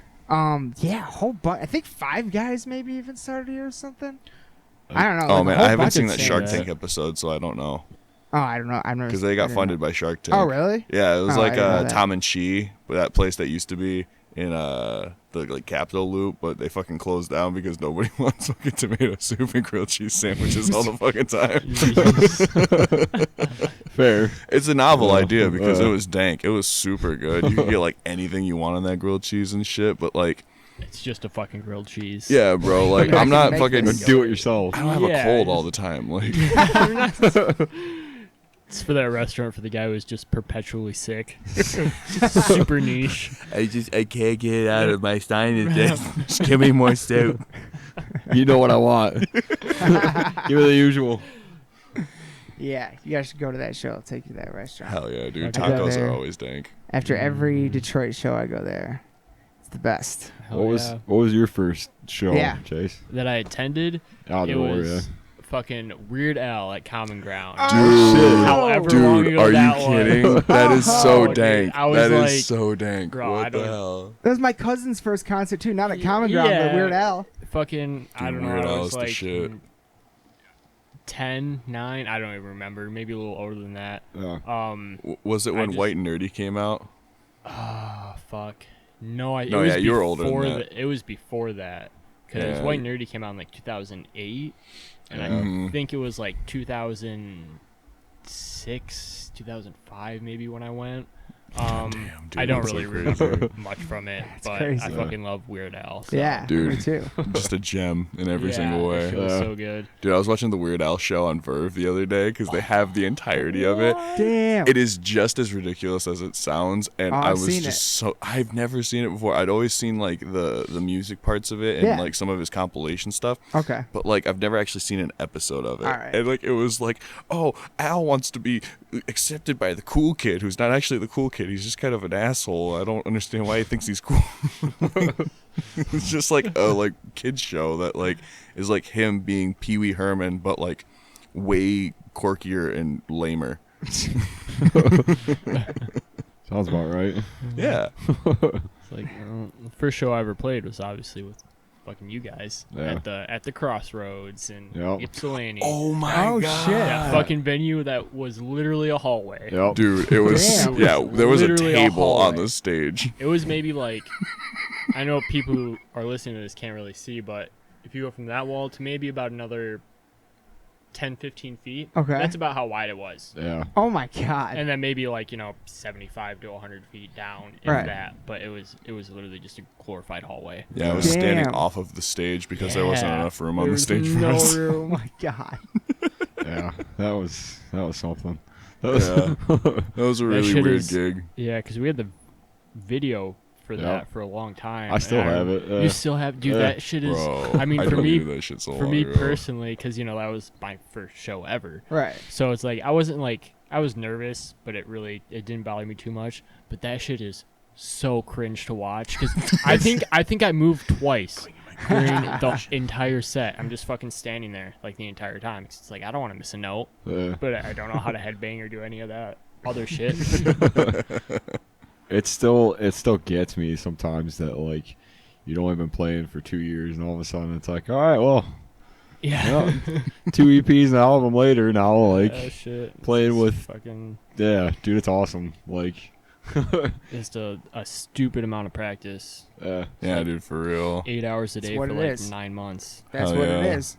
Shit. That's what it takes. Yeah, Absolutely. it really does. Yeah, man. What age were you when you decided to play the guitar? Fucking like 18 or 19. Okay. yeah. So Yeah. I turned 24 in a couple weeks. So it's been 5 years. 5 Nice. years about. 5 years. God 2 damn. EPs in an album and a bunch of shows under your belt. I mean, it took me like I don't know, like half my life to get to what you've done in like 5. So Oh, dude, for real. I It took me like a mean- decade in guitar just to be like any sort of like, I feel comfortable playing Yeah. this stuff. I couldn't imagine like, oh well, cool. So now we got these 2 things out, and we're doing this. Oh, by the way, you're gonna get to play with Archspire. Oh, and Fit for an Autopsy. Oh yeah, Yeah, we got to play some Dude, sick it shows. is- that Yeah. Fit show It's- was crazy. Yeah. Dude, that was such a fucking fun show. Yeah. Oh, man. They're really good. And they're taking off. That new album, I think, is really going to be good. Oh, yeah. I'm excited about the tour that they got going on. In Europe? Oh, yeah. No, that- the U.S. tour they just announced. Oh, yeah. Oh, yeah. Who's yeah. that one with? With Lorna Shore. Oh, yeah. Rivers of Nile, but not on the Michigan date. Yeah. Oh, bummer. Yeah. I love Rivers. Yeah. Discarnate and Nice. I think I am? no, No, they were that on was- Die Art. Yeah, just that's got the- announced, Oh, so, that was the yeah. UK there tour. Yeah. Okay, yeah. Mm. Because then. Also they're- with Fit for an Oh, Autopsy. that's the UK. Okay, Yep. yep. Wish that was coming here. Bro. All right, that's It's a sick like lineup. I'm glad Die Art is coming with Cannibal, but I also wish that was coming here. Yeah, because it was. Yeah, Carnifex. Greedy. Carnifex, Die Yeah. Art, Fit for an Autopsy, and I Am. And I've never listened to I Am, so I don't I never know. have Dude, either. I am assuming is like it's- fucking tough guy shit. Like man. Cool. It's hardcore super type, sick. esque Yeah. type deal. Okay, yeah. That's Yeah, right. like kind of in the vein of like Traders kind of stuff, I suppose. Yeah. Okay. I don't know if that's like a very like spot on But in that one on realm, one. kinda, Yeah, okay, exactly. Yeah. yeah. Maybe not vocally so much. No, but not I'd say, vocally like, very much, but like musically, yeah, they kind of got like that same feel. It was Last 10 Seconds of Life. By the Last way. sec. Oh shit. Okay. I miss their fucking old sound when they were doing Yeah. fucking Like North of Corpus. yeah. Oh yeah, the soulless fucking- hymns kind of. Yeah. the Warpath EP. That That's- too. Yeah. Oh, That's yeah. like that fucking song Warpath is like what I think of when I think of fucking Last Yeah. 10 Seconds of Life. I will say though, like their last, especially their last, well, maybe not so much the last album, just because I didn't really listen to it too much, but the Violent Sound is really solid. Mm-hmm. I liked it a lot. There's some different kind of stuff going on in it. I mean, there's some. It took me a while to come around to it because there was some different cleans in it that were kind of weird. Like it reminded me a little bit of like who's the guy from Alice in Chains? Lane Staley, is it? I have not no sure. idea. Is it? I've never been into Alice in Chains. Oh well, like his Yeah. cleans kind of sound like that guy. Oh, it was, really? it was weird at first. Yeah. Okay. Yeah. Huh. Like kind of raspy. Yeah. Get that grungy sound. Yeah, but it like That's the weird. way that it goes up against like their sound and like the actual like harsh vocals and like the music side of it and everything is cool. So, but it's definitely not like, you know, because I mean, Soulless Hymns is sick, and then like all their early stuff is really sick too. So Dude, for real. Yeah. they're not quite the band they used to be, but I think it's. I mean, it'd be cool to see them at least. So Oh, Yeah, for dude. I sure. feel like they've definitely changed up so like they can do a lot more of that fucking like mosh calling shit where they're like, no, dude, it's fucking time to go down. We're Yeah. doing this It's shit. a 2008 shit. yeah. Right. Ah. Is that a Winds of Plague reference right there? Fucking love Winds of Plague. Sure was. Dude, Winds of Plague was so funny. Don't really listen to him too much, but you know. Nah, man, that first Decimate the Week album was sick. Yeah, the Great that's Stone so War good. was sick, and then I was just like, I don't know if I want to listen to this anymore. I just never really got into him. Dude, So I you- was into it for a hot second, that's for sure. Have you ever heard one of their albums top to bottom though? Nope. No. Then how do you guys feel about that drummer now in Lamb of God? Wait, what? I am. Yeah. Chris Adler is no longer the drummer of Lamb of God. Yeah, I knew that. Shit. You didn't know That's- I didn't know that, yeah. Yeah. I don't listen to Lamb of God, though. They I haven't. don't either. They haven't like. It wasn't. I don't. Nobody really knows what the situation was, but like, it's not like. As far as I can tell, it was not on like bad terms or anything. Because a couple years ago, Chris Adler got into a really bad motorcycle accident, and so that took Okay, him off so- tour. And since then, the former Winds of Plague, because they're not really together anymore. Yeah. The former Winds of Plague drummer Art Cruz had been filling in with them on tour this whole time from their headline tour a couple years ago, and then through the whole Slayer cycle. Oh, sick. And now they are going back in the recording studio with Art Cruz and not Chris Adler. Oh, fuck. Yeah, first lineup change since ever. Good for him. That's Yeah. definitely a pay grade bump, though. Well, Winds of Plague wasn't even a band anymore at that point in time, so. I think the last What- thing that I remember them putting out was that remastered version of Decimate the Week. And that was sick. Yeah, it was weren't really they, sick. Weren't they on, what was it? It was either Chaos and Carnage or Devastation on the Nation. Like Yeah, they were on one of those Devastation on the packages. Nation, I went to that. A year ago or Oh. two Yeah, it was or like a year or two ago. something? Yeah, something dude, like it was that. super recent. Because Yeah. I remember Did I that did. come to Michigan? Yeah, because Yeah. I did merch for Recorruptor at that show, and it was Oh. like Winds of Plague, Yeah, I'm- Shadow of Intent, Archspire, Oceano, Carnifex. Yeah, just stacked lineup. Holy Yeah. shit. It was I missed ridiculous. that. They do still play from time to time. Yeah. They just don't. They don't. I haven't seen them write any new music or Okay. really do like a major tour in a while. I guess there's that one, but Oh, that was. I think that was last summer. oh wow, Yeah. shit! How did I miss Yeah, I think they're that? on their hush hush game right now. Yeah, Yeah. a little bit. I'll say that I think the thing that kind of ruins it for me is because like I loved the first two records. I think that Great Stone War was better. than Oh, Decimate dude, the it had Week. such a good concept for it. Yeah. And it just felt really like it kind of felt like they wanted to like give you the idea that they had made a movie. Yeah, that's how I felt about it, and like Yeah. that was kind of the first time that I'd ever had that kind of like experience, like full album kind of. Got a soundboard over there. Yeah. And so that one kind of sticks out with me a little more than the first album, but I think like it's the vocal thing for me for the newest one that kind of like his inhales and stuff. His inhales were Oh, he sick does- before. Yeah. He does exhales. No, he did. I'm pretty sure he did exhales for the new stuff. Just because Yeah. like he doesn't do inhales anymore at least. Oh, okay. But yeah, the original stuff was all inhales. Like Yeah. you can I tell did in like Decimate the not- Oh, yeah. Week that fucking Decimate the Week. Yeah. Okay. It's literally Oh, just yeah. him just like breathing in as hard as possible. Yeah. And like it was sick for the first album, and it was Dude, it was- right? Inhales can be so fucking gnarly. I Yeah. love it. but you know after a while, like you know, there's you kind of wear yourself out of it a little, you know, as far as Right, like yeah. being able to do that style and stuff. And Yeah, just. I feel like if it works for you and like you can do it consistently, then it's whatever. But like, I never really understood like inhales myself. Like I could never really do them in Yeah. the first place. So like I just never really tried to. oh, because it's really bad for you. Oh, like, yeah, it's fucking terrible. I mean, maybe you'll be able to explain it a little better than me, but like, I don't really know too much about like why inhales are bad for you. Yeah. I know they are in some senses, but I also know a good handful of vocalists that do inhales and fucking just own them like super hard. that's true. Yeah, maybe Like, it's just preference thing. Like Amanda July from The Machinist, Mm. again, does inhales sometimes, and like she fucking owns the shit out of it. She's fucking awesome. Then Foon from Blade of Horus does inhales, and like he fucking works it in really nice and like good peppering. Yeah, well, that's kind of where I'm at with it. Is like I like it as far as like the tone of it and like the sound of it. I think it sounds cool, but I also like it kind of in moderation because Yeah. there's something about like I mean it hits your ear kind of different, but it also is kind of like there's something about that really solid like strong like guttural, you know, like power Right, I that you feel just that. don't really get with like inhale vocals to me. Yeah. So I don't know. But they agree can with sound that. really cool. That's true. Yeah. You get some fucking like really lo-fi fucking slam band where the dude is just going Yeah. shit like that. No It's lyrics. fucking, yeah, exactly. It's Caveman. so fucking. Yeah, exactly. It's literally just there because like it's just an extra part of the rhythm. Yeah.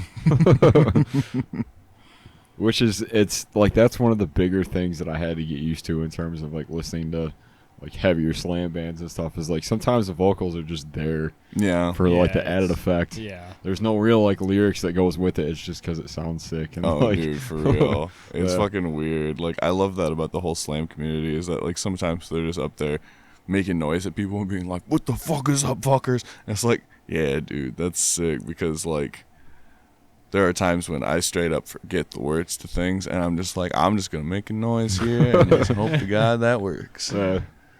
I don't know. Like, for Vials, I definitely forgot the words to that fucking song just because we didn't play it for, like, 2 fucking years straight. yeah. That's I funny. I think that's why that was the biggest, like, between that, especially, well, I guess in terms of the last show, like, it was that one and it was Dream Eater that I was kind of like not necessarily nervous about, but just kind of like, Like more aware of. yeah, the other songs. yeah. Like, It's been a minute since we've even like thought about these. oh yeah. Oh, So, dude. Because we all stopped liking Dream Eater all at once, and then we were like, let's get this out of the set list, that's please. kind of cool. Yeah. It's a pretty good song for the It's most just part, like but riding a bike for the most part. Yeah. That's when I play it. It's just like, oh yep, this is that. mhm. Good old times. I think Contract is that song for me. Now it's like, Yeah. Yeah. it's a cool opener, but it's like, I don't know. I kind of want to replace it with something. Yeah, dude, I love the intro riff to that That's song. cool, It's yeah. fucking sick. Yeah. But I feel like out of Omen, the fucking one song that I'm just like super done with is the title track Omen. Like every single time I listen to it now, I'm just like, yep, okay. It doesn't. Can't- It doesn't really. Sorry, it doesn't really pick up until the middle. Yeah, like Half of it. like the middle or like 3/4 of the way through. Yeah. Like the riffs start hitting. But yeah, I've been listening to Meyer a lot. Yeah. Not really Omen, Mm.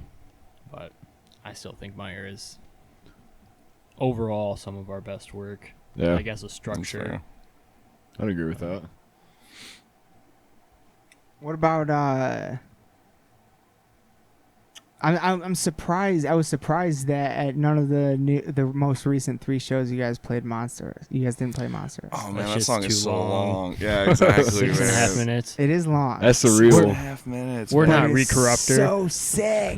Dude, if we could get like a Shouts out radio, Recorruptor. right? Shouts out Recorruptor, fucking owning goddamn like the long songs that I just man, They really do. don't have the wherewithal to Yes. do that.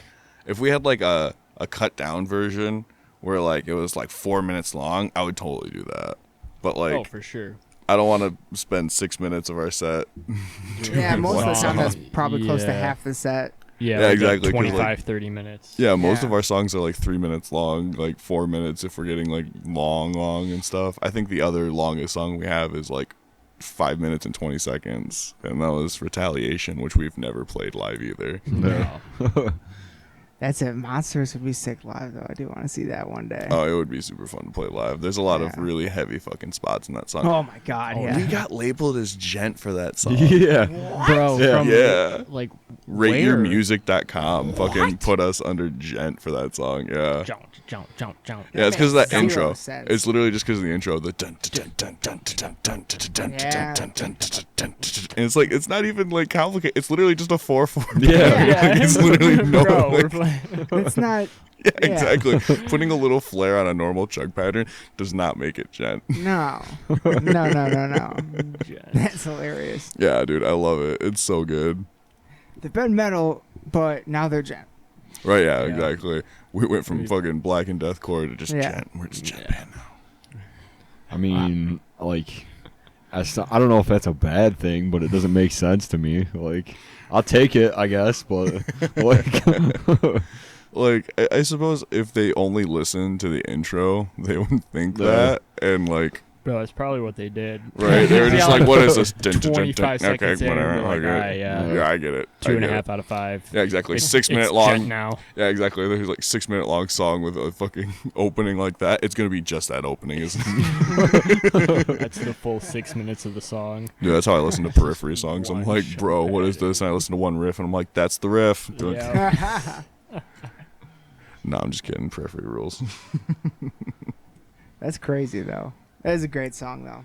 Oh, dude, it's a fun song for sure. I like that one a lot.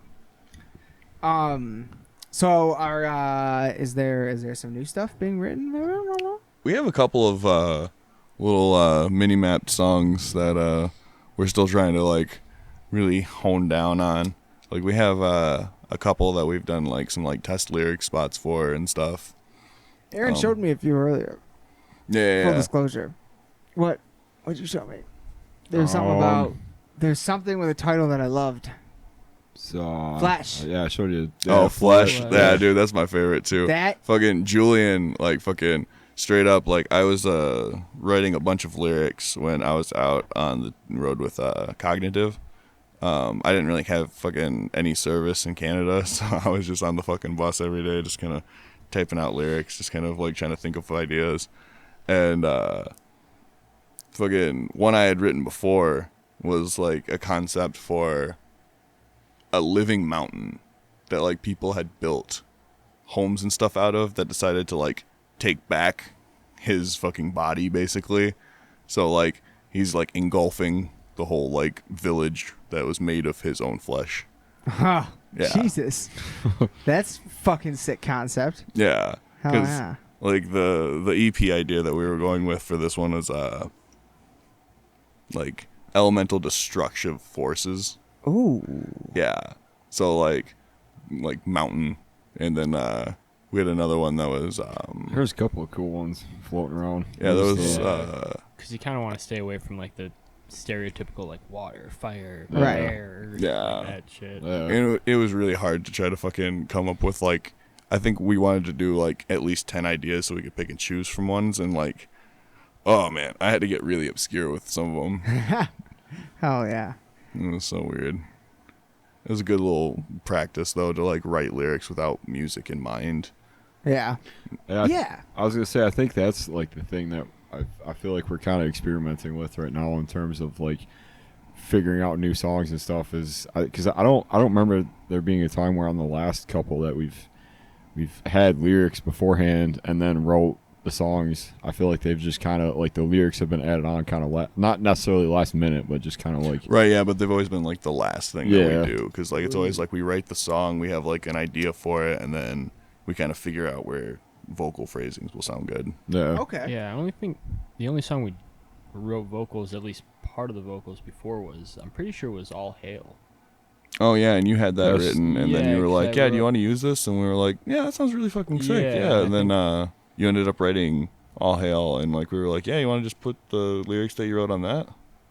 I Yeah, think that's what it was. Yeah, because I wrote the first, I don't know, what, 2 or 3 verses, yeah, something like and that. then you wrote the rest, and then we figured out what song it was going with, even before like the song was even a thing. Right, yeah.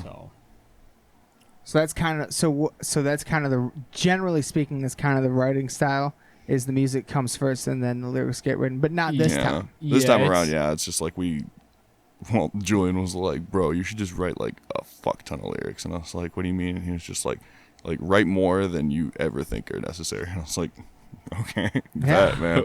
I ended up writing like 10 or 12 when I was out on the road with Cognitive, and that was just so fucking hard for me at like one point, because like I was just like 5 or 6 in, and I was just like, "The fuck am I writing about this time? Like, what's like a good elemental destructive force?" And I was like, "I don't know, fucking rain." I was like, "No, that's stupid. Well, it's fucking stupid, bro."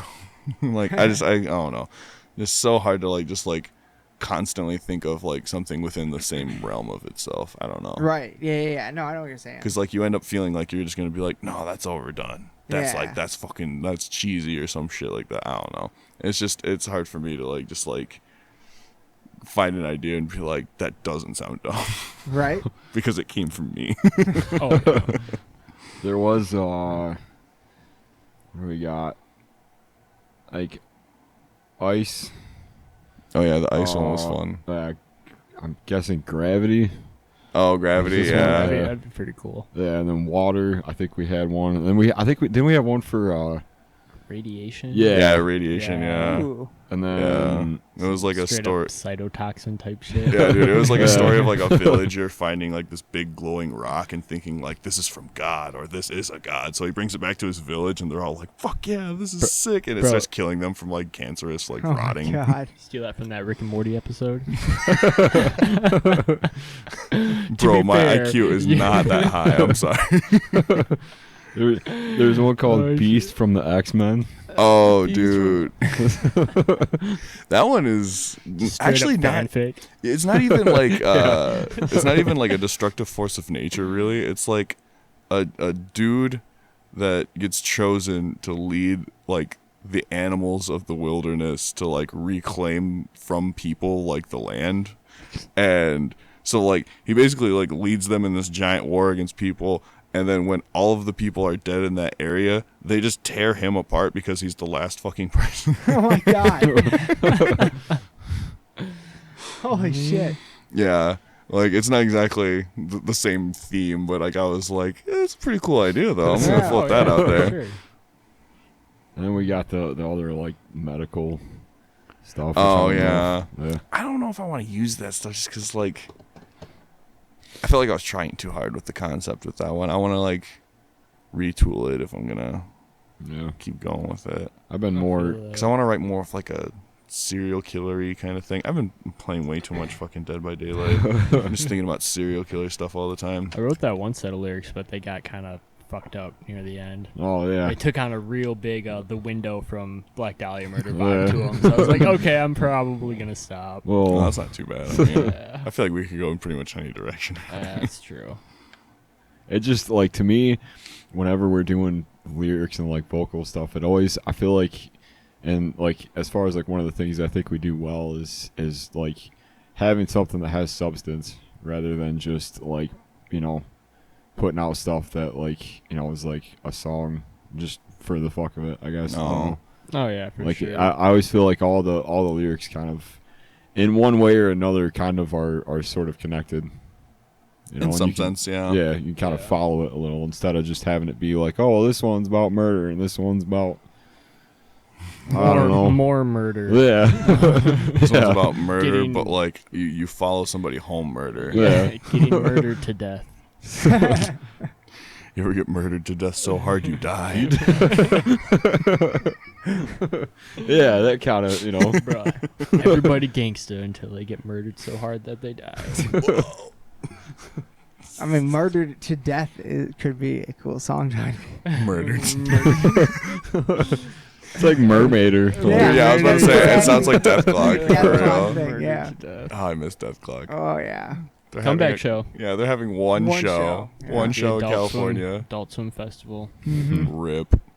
Coming back for one. I was supposed to puffin'. see them once on a Lamb of God tour, but they got canceled. That man goes you. Dude. Did Yeah. you guys listen shit. to Galacticon too?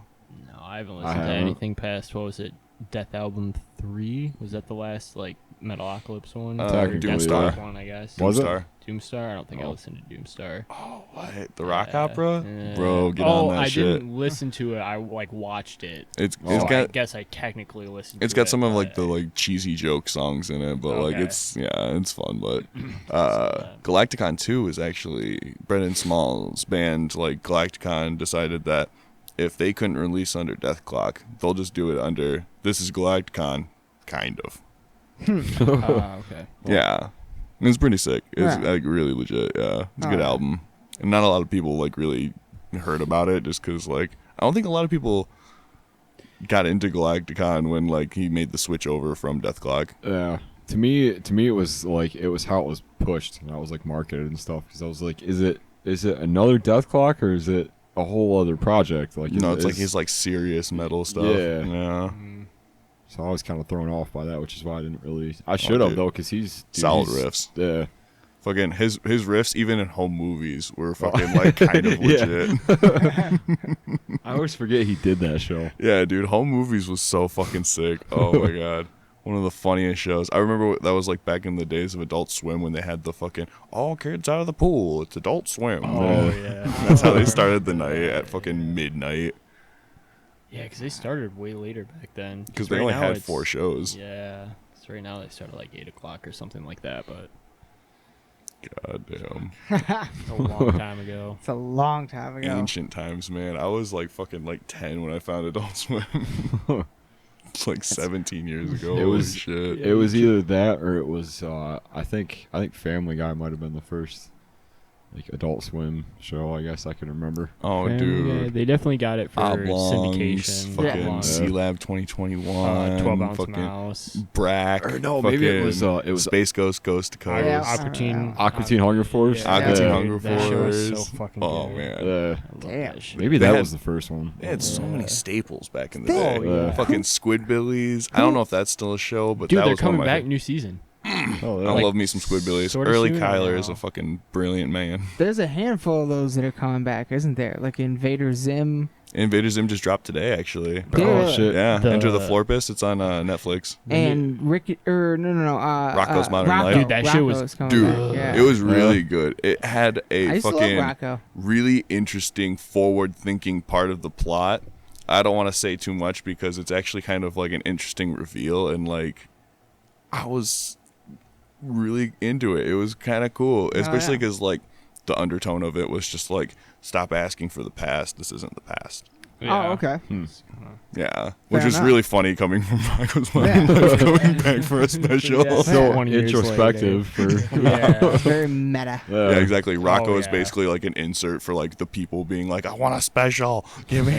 Yeah. This will solve everything. Yeah.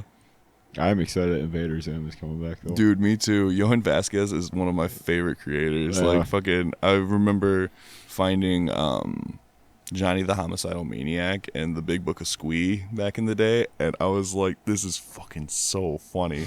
Like I vividly remember reading one of the Johnny the Homicidal Maniac's fucking little pages he had where he goes into a like 7-Eleven kind of store at like 2 or 3 in the morning and he tries to get a slushie and the machine is off and the guy's just like, yeah bro, we turned it off like an hour ago, sorry. And he's just like, oh okay man, I get it. And then like he's just like, I guess I'm just gonna have to go kill myself. And the guy's like, what the fuck are you talking about? You gonna kill yourself? And he gets pissed off and fucking like grabs the fucking gun underneath the register and fucking like points it at the fucking cashier. And he's just like, listen, you little fuck, I hate these things, but I'm gonna fucking kill both of us with it. Oh my And god. then there's like this shot of him blowing the brains out of the fucking cashier, and like there's this little like director's note that's just like, for this shot we actually made a foam cast of the actor's head and filled it with a bunch of cow parts, and then for that added realism we blew a fucking hole in his head. We actually did it. It's awesome. Yeah, dude, it's a sick fucking comic series. Recommend it to all people, honestly. Hell yeah. Or his third series, I Feel Sick, about Johnny's ex-girlfriend. It's really fucking good. Hell yeah. Oh. I've never seen any of this. Oh, dude, Let's check this out. you'll love it. It's like got like that like Invader Zim style, but like it's like gritty and fucking just about murder and fucked up shit constantly. Oh my god. Or Squee, his next door neighbor, like dealing with the fact that he lives next to the biggest serial killer fucking ever, and the fact that his parents hate and loathe his existence. Oh my god. Just absolutely do not want him as a child. That's wild. Yeah, it's really funny. Check that out for sure. His parents hate and loathe his existence. It's really funny. It's it's really wholesome. You gotta check Yeah, it out. dude, this small child. He brings in a dead squirrel in the fucking show and tell, and he's just like, my psycho neighbor ran this over this morning while he laughed. Jesus Christ. That's awesome. Good times. Yeah, any of you guys seen that? Did any of you guys read Scary Stories to Tell in the Dark when you were kids? Oh, hell yeah, dude. Yeah. I just went and saw that movie today. Was it good? It actually was. Oh, fuck yeah, dude. It It was actually, so like, for a fucking... PG-13 movie, it was solid. That's good to hear because Like- PG-13 horror usually is just that death Bummer. sentence. Yeah. Bummer. Mm. Yeah. This, though, like, there were some moments where I was like, how the fuck is this PG-13? Hell But yeah. it's just because there's no blood or swearing. But they don't tone down the horror aspect at all. Like, Fuck it is yeah. fucking, like... And it is Guillermo del Toro doing some of the... You can tell, like, some of the set design. And the fucking acting was creepies. really, really good, too. That's good to hear, man. Yeah, it was definitely solid. Especially because, like, you know that, like, kids in, like, the next, like, 20 years are gonna fucking grow up and be like, bro, that was, like, what got me into horror movies. I could totally. You know, it just fucks me up. Like, this, I feel like this movie would have made way more money in October. Like, yeah, I feel like that's one thing that makes horror sense. movies always kind of overlook. Why release it while Spider-Man is still in theaters at all? You know what I mean? Wait till it's done, and then. Dude, Spider-Man was so good, though. Oh yeah, it was oh great. my god, I could. Mysterio was amazing. Dude, I could talk for like an entire day about that fucking movie. I loved it so much. Like, it was like one of my favorite Spider-Man movies of all time. Oh yeah. Oof. Oh yeah, and one of the best bad guys we've seen yet in the Marvel, besides Thanos. Just because he's so charismatic at Well, first. he's just so spot on from the comics. Like, that's for real. exactly what Mysterio is. The only alteration was to his backstory and how they made that fit brilliantly into the MCU. Right. Like, him being an ex-Tony Stark employee. Mhm. But in the comics, he was just like a disgraced actor. Yeah, as he wanted opposed to like that. change his like public image and Yeah. stuff, and like he was just like, no, Spider-Man's a bad guy. Yeah. And oh man, It was lo and great. behold, fucking. That's a great movie. Gotta get off of this because I will actually talk your fucking ear off about it. I fucking absolutely adore that movie. You should check out the Daredevil run that Kevin Smith wrote. Oh yeah, I've never Guardian read that. Devil, I think. I read Batman Cacophony, and like, I don't know how good Kevin Smith is at writing certain comic book characters. Like, he definitely swung his way around Batman at first, because like at first he was making him all snarky and like, oh, he's like making quips in his head to himself, and it's like, how would Batman even fucking do that? He wouldn't fucking care about that shit. But like, yeah, I don't know. I've just never really given much of his comic book runs a chance after that. Guardian Devil is really good, and Mysterio's in it. Oh, And dude, yeah. that was one of my favorite iterations of Mysterio, because it's much like this movie. Yeah, because he really Yeah. loves Mysterio as a character, Yeah. too.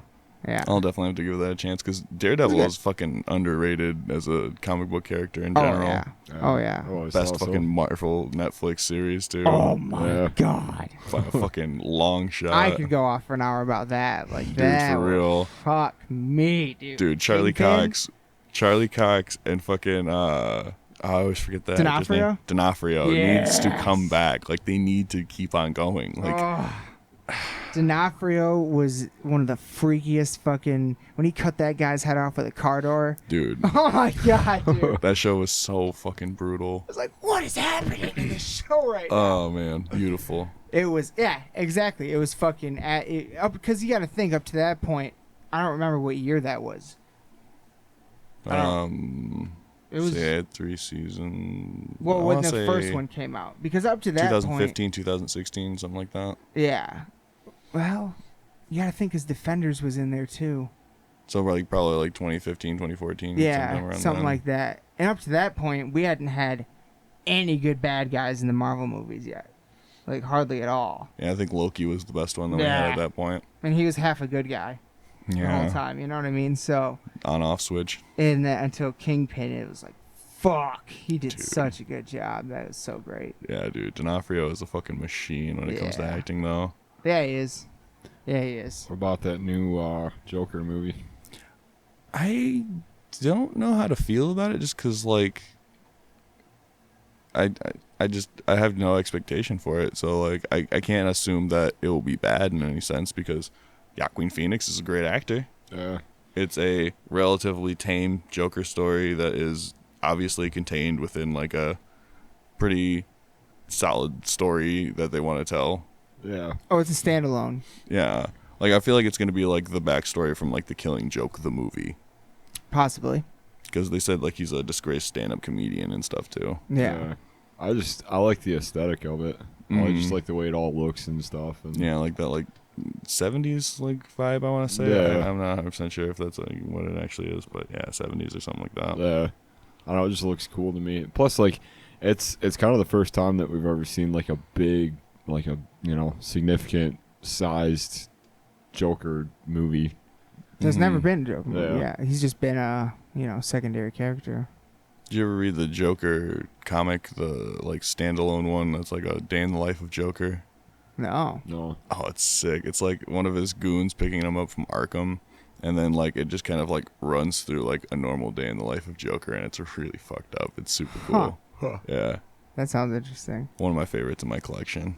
The movie, I think, could be really good. It looks much better than I thought it would look off the bat. Mm-hmm. But I also like have a problem with giving Joker a backstory.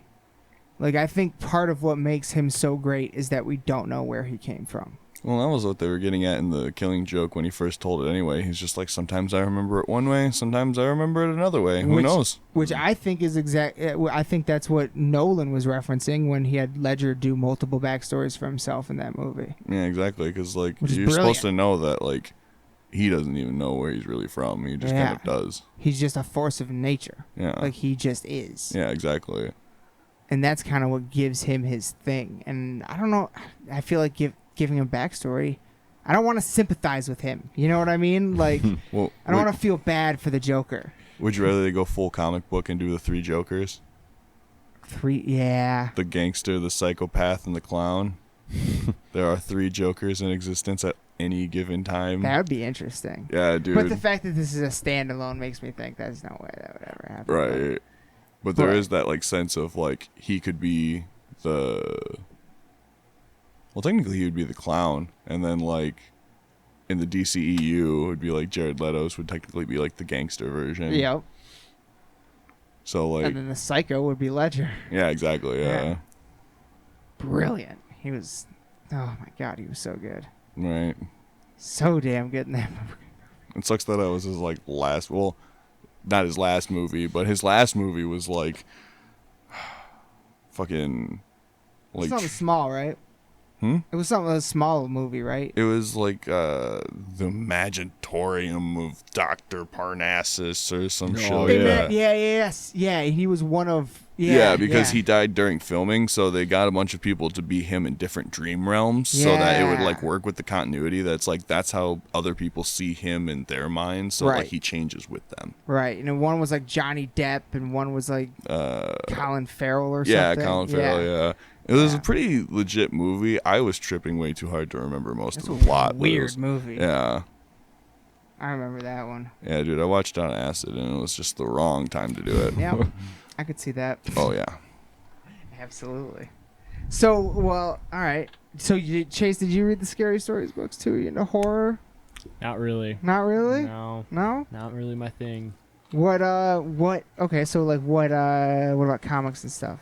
Superheroes. Then what is it? What's that thing besides metal? Play a lot of video games. It's really just video games. I listen to music and I play a lot of video games. What's That's pretty much it. What do you play video games on? What's your Xbox One. Okay. What kind of games then? Pretty much like RPGs, The Witcher, Fallout, Skyrim, that type of stuff. Oh yeah. Like Red Dead? No, I haven't. I might pick that up on my next paycheck. Yeah, Fuck. I have so many games that it's just kind of like I know if I start another 120-hour game, that it's just gonna be. I think it's longer than that, but yeah. Well, fuck. Like I put it this way: I beat the story and still haven't seen all the map. Fuck. Yeah, it's one dude. of those. Like, It's Witcher? insane. Red Dead. Red Dead, like dude. Any percent games. I think it's probably the best game ever made, in my opinion. I Yeah. wanted to cry so bad at the end of Red Dead. Yeah. Well, if you And the end of the epilogue, too. if I you was know, like, if you played the first one and you know the first one, then that ending was, it was heavy. dude, when I Yeah. first played Red Dead 2, I was so fucking confused because I was like, John Marston. I was like, oh shit, wait. Yeah. I was so Yep. pumped. I was so pumped when he was in it. That was great. Yeah, that second one is a great game. That guy, the guy that it might not be right now. It might have been the last one, but the guy that voiced John Marston was just recently at a Michigan Comic-Con. And Dutch. I think the guy that did Dutch was there too. Dutch. Something like that. Interesting. So like Fallout, Yeah, Skyrim. like open world RPG games. All right.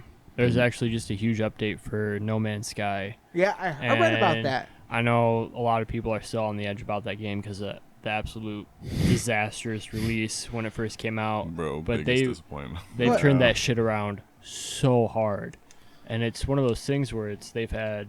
So this is their second biggest update, or their second big update, And for a lot of other development companies, it'd be like, oh, here's another update, $35, $45. This shit's all free. Oh, that's nice. And it's huge. It's quality of life improvements, just all the shit they added to the game. So I'm probably when I get home tonight, I'm probably gonna re-download that and fucking just browse some planets. Hell yeah, because that game is so massive. Like that's the thing about it. Like, it's infinite. It's basically infinite. Because there is like a main story to it that you can follow, or you can choose not to. It's open universe. Yeah. Yeah, if you want to see all the planets, it's like 400 years or something like that. No, longer than that. Yeah. Like it would like thousands of years to visit every planet in the game. But it gets a little repetitive at some parts, but I just like the aesthetic of it. Just being able to fucking fly around in space. It's like, holy shit. Like the ability cool as fuck. The ability in game to be able to play through taking off from a planet, go through an atmosphere and into space. That's awesome. Yeah. That's not. It's 9 times out of 10. It's a fucking cutscene. Like you never get to do that. Yeah. It's awesome. That was what bothered me about Destiny when it first came out. Yeah, when you said that, it's what came to mind. Destiny switching between planets. Because they always talked about it and being like you know, going in between it and stuff, but they never really brought up how. And then like you get into it and stuff, and it's like a hub screen kind of, and then you like pick which one you want to go to. But this one kind of I haven't played No Man's Sky, but it seems pretty seamless. With this update, they did actually add a hub. So they upped. Before it was you could only have like online like 16 players or something like that in any given universe, and I think it's 32. And there is like a hub type deal where you can go there, and if other people are there, they're there. You can trade with them, all that shit. They also did VR in this new update. So what? Yeah, I can't even. Yeah, I don't want to pay $400 for VR. Right? Yeah, infinite space in VR is just fucking insane. That's so cool. That would be sick. I'll say, like I really want to try to get into VR, but like. For one, I don't know where to start, and it's a pretty hefty price mark just to be able to start. Like I think the cheapest one is like $250, and that's for the PS4, and that's that's like outdated. Right? Yeah. It's like you can play Beat Saber. Beat Saber is fun though. I feel like I'd be really good at that. Yeah. Dude, it's weird. I bet it's hella weird, but it's a lot of fun. Between that and like. I think like the Oculus, one of the like the Infinite or something like called it was like the highest high quality VR stuff. It's like what the hell? Like the new one that's I don't know if it's out yet or if it's coming out, the standalone one. Yeah. Where everything's all in the headset and you don't need like the actual you don't need a computer, an Xbox or PS4. Yeah, you can just fucking it's all in the headset. Wave of the future. That's the next wave right there. Yeah, dude, for real. That shit's now you need one of those fucking things from Ready Player One, like the omnidirectional tracking device. Yeah. Bro. That'd be ridiculous. Never leave my fucking house. Yeah. Just like in Ready Player One. Yeah, I would. Yeah, it's literally the future. That stuff is fucking going crazy. Like it really, because it was at Ryan Ely's house. Oh yeah. Yeah, I bet. Well, I don't know if he still lives there, but he had an apartment really close to here a while ago. Oh yeah, he's definitely moved from there. He had a buddy over who had like an Oculus or something. So I tried like this climbing game or something. And, it was cool to look around, but the actual mechanics were still pretty like rough. You know what I mean? Mm-hmm. But oh man, I've seen some of the latest stuff. Like is Jesus Christ. It's almost freaky. Right. It's almost like. Did you guys watch that new Whitney Cummings Netflix special? It's really funny. But at the end of it, spoiler alert. I guess it's not really a spoiler because everybody knows by now. Yeah. But she brings out sex robot she had made of her. Oh fuck yeah. And it's like it's made with the same technology as Sophia. Did you ever see the robot Sophia? That's creepy. Yeah. Did you know that's really what they modeled one? the new Chucky after? No way. Yeah, the like weird like uncanny valleyness of those kind of faces and stuff. That's why the fucking new Chucky looks like shit. Interesting. But yeah, that fucking hyper like crazy good can answer questions robot Sophia. That's the technology they use for Whitney Cummings' sex robot. That's awesome. And it's creepy. Like it could, like if you're if you're just in passing, not like paying that close attention, yeah, that's her. You know what I Fuck mean? yeah. It looks enough like her to be like, yeah, it's her, but it's a fucking robot. You know what I mean? Like, So crazy. we're getting there. We're getting to Terminator times, people. Like, Porn stars are gonna have to fucking co-op their own sex dolls now just to try to make some money. wow. I mean, they already had. You can get fucking And those pocket pussies. That anybody's are like, fleshlight. Yeah. Flashlights, This is what That- their vagina feels like. And it's like, yeah, they all feel the exact. Flashlight was the first ever sponsor of the Joe Rogan podcast. That's sick. Fun fact. Dude, I wish we could get some Bog Wraith fleshlights made up. Oh man, could you imagine? Swamp dick forever. Dude, the Meyer face with the mouth open, like just, Oh, dude. she's got those bitchy What eyes looking kind at you. Like, yeah, you hate it, but you like it too.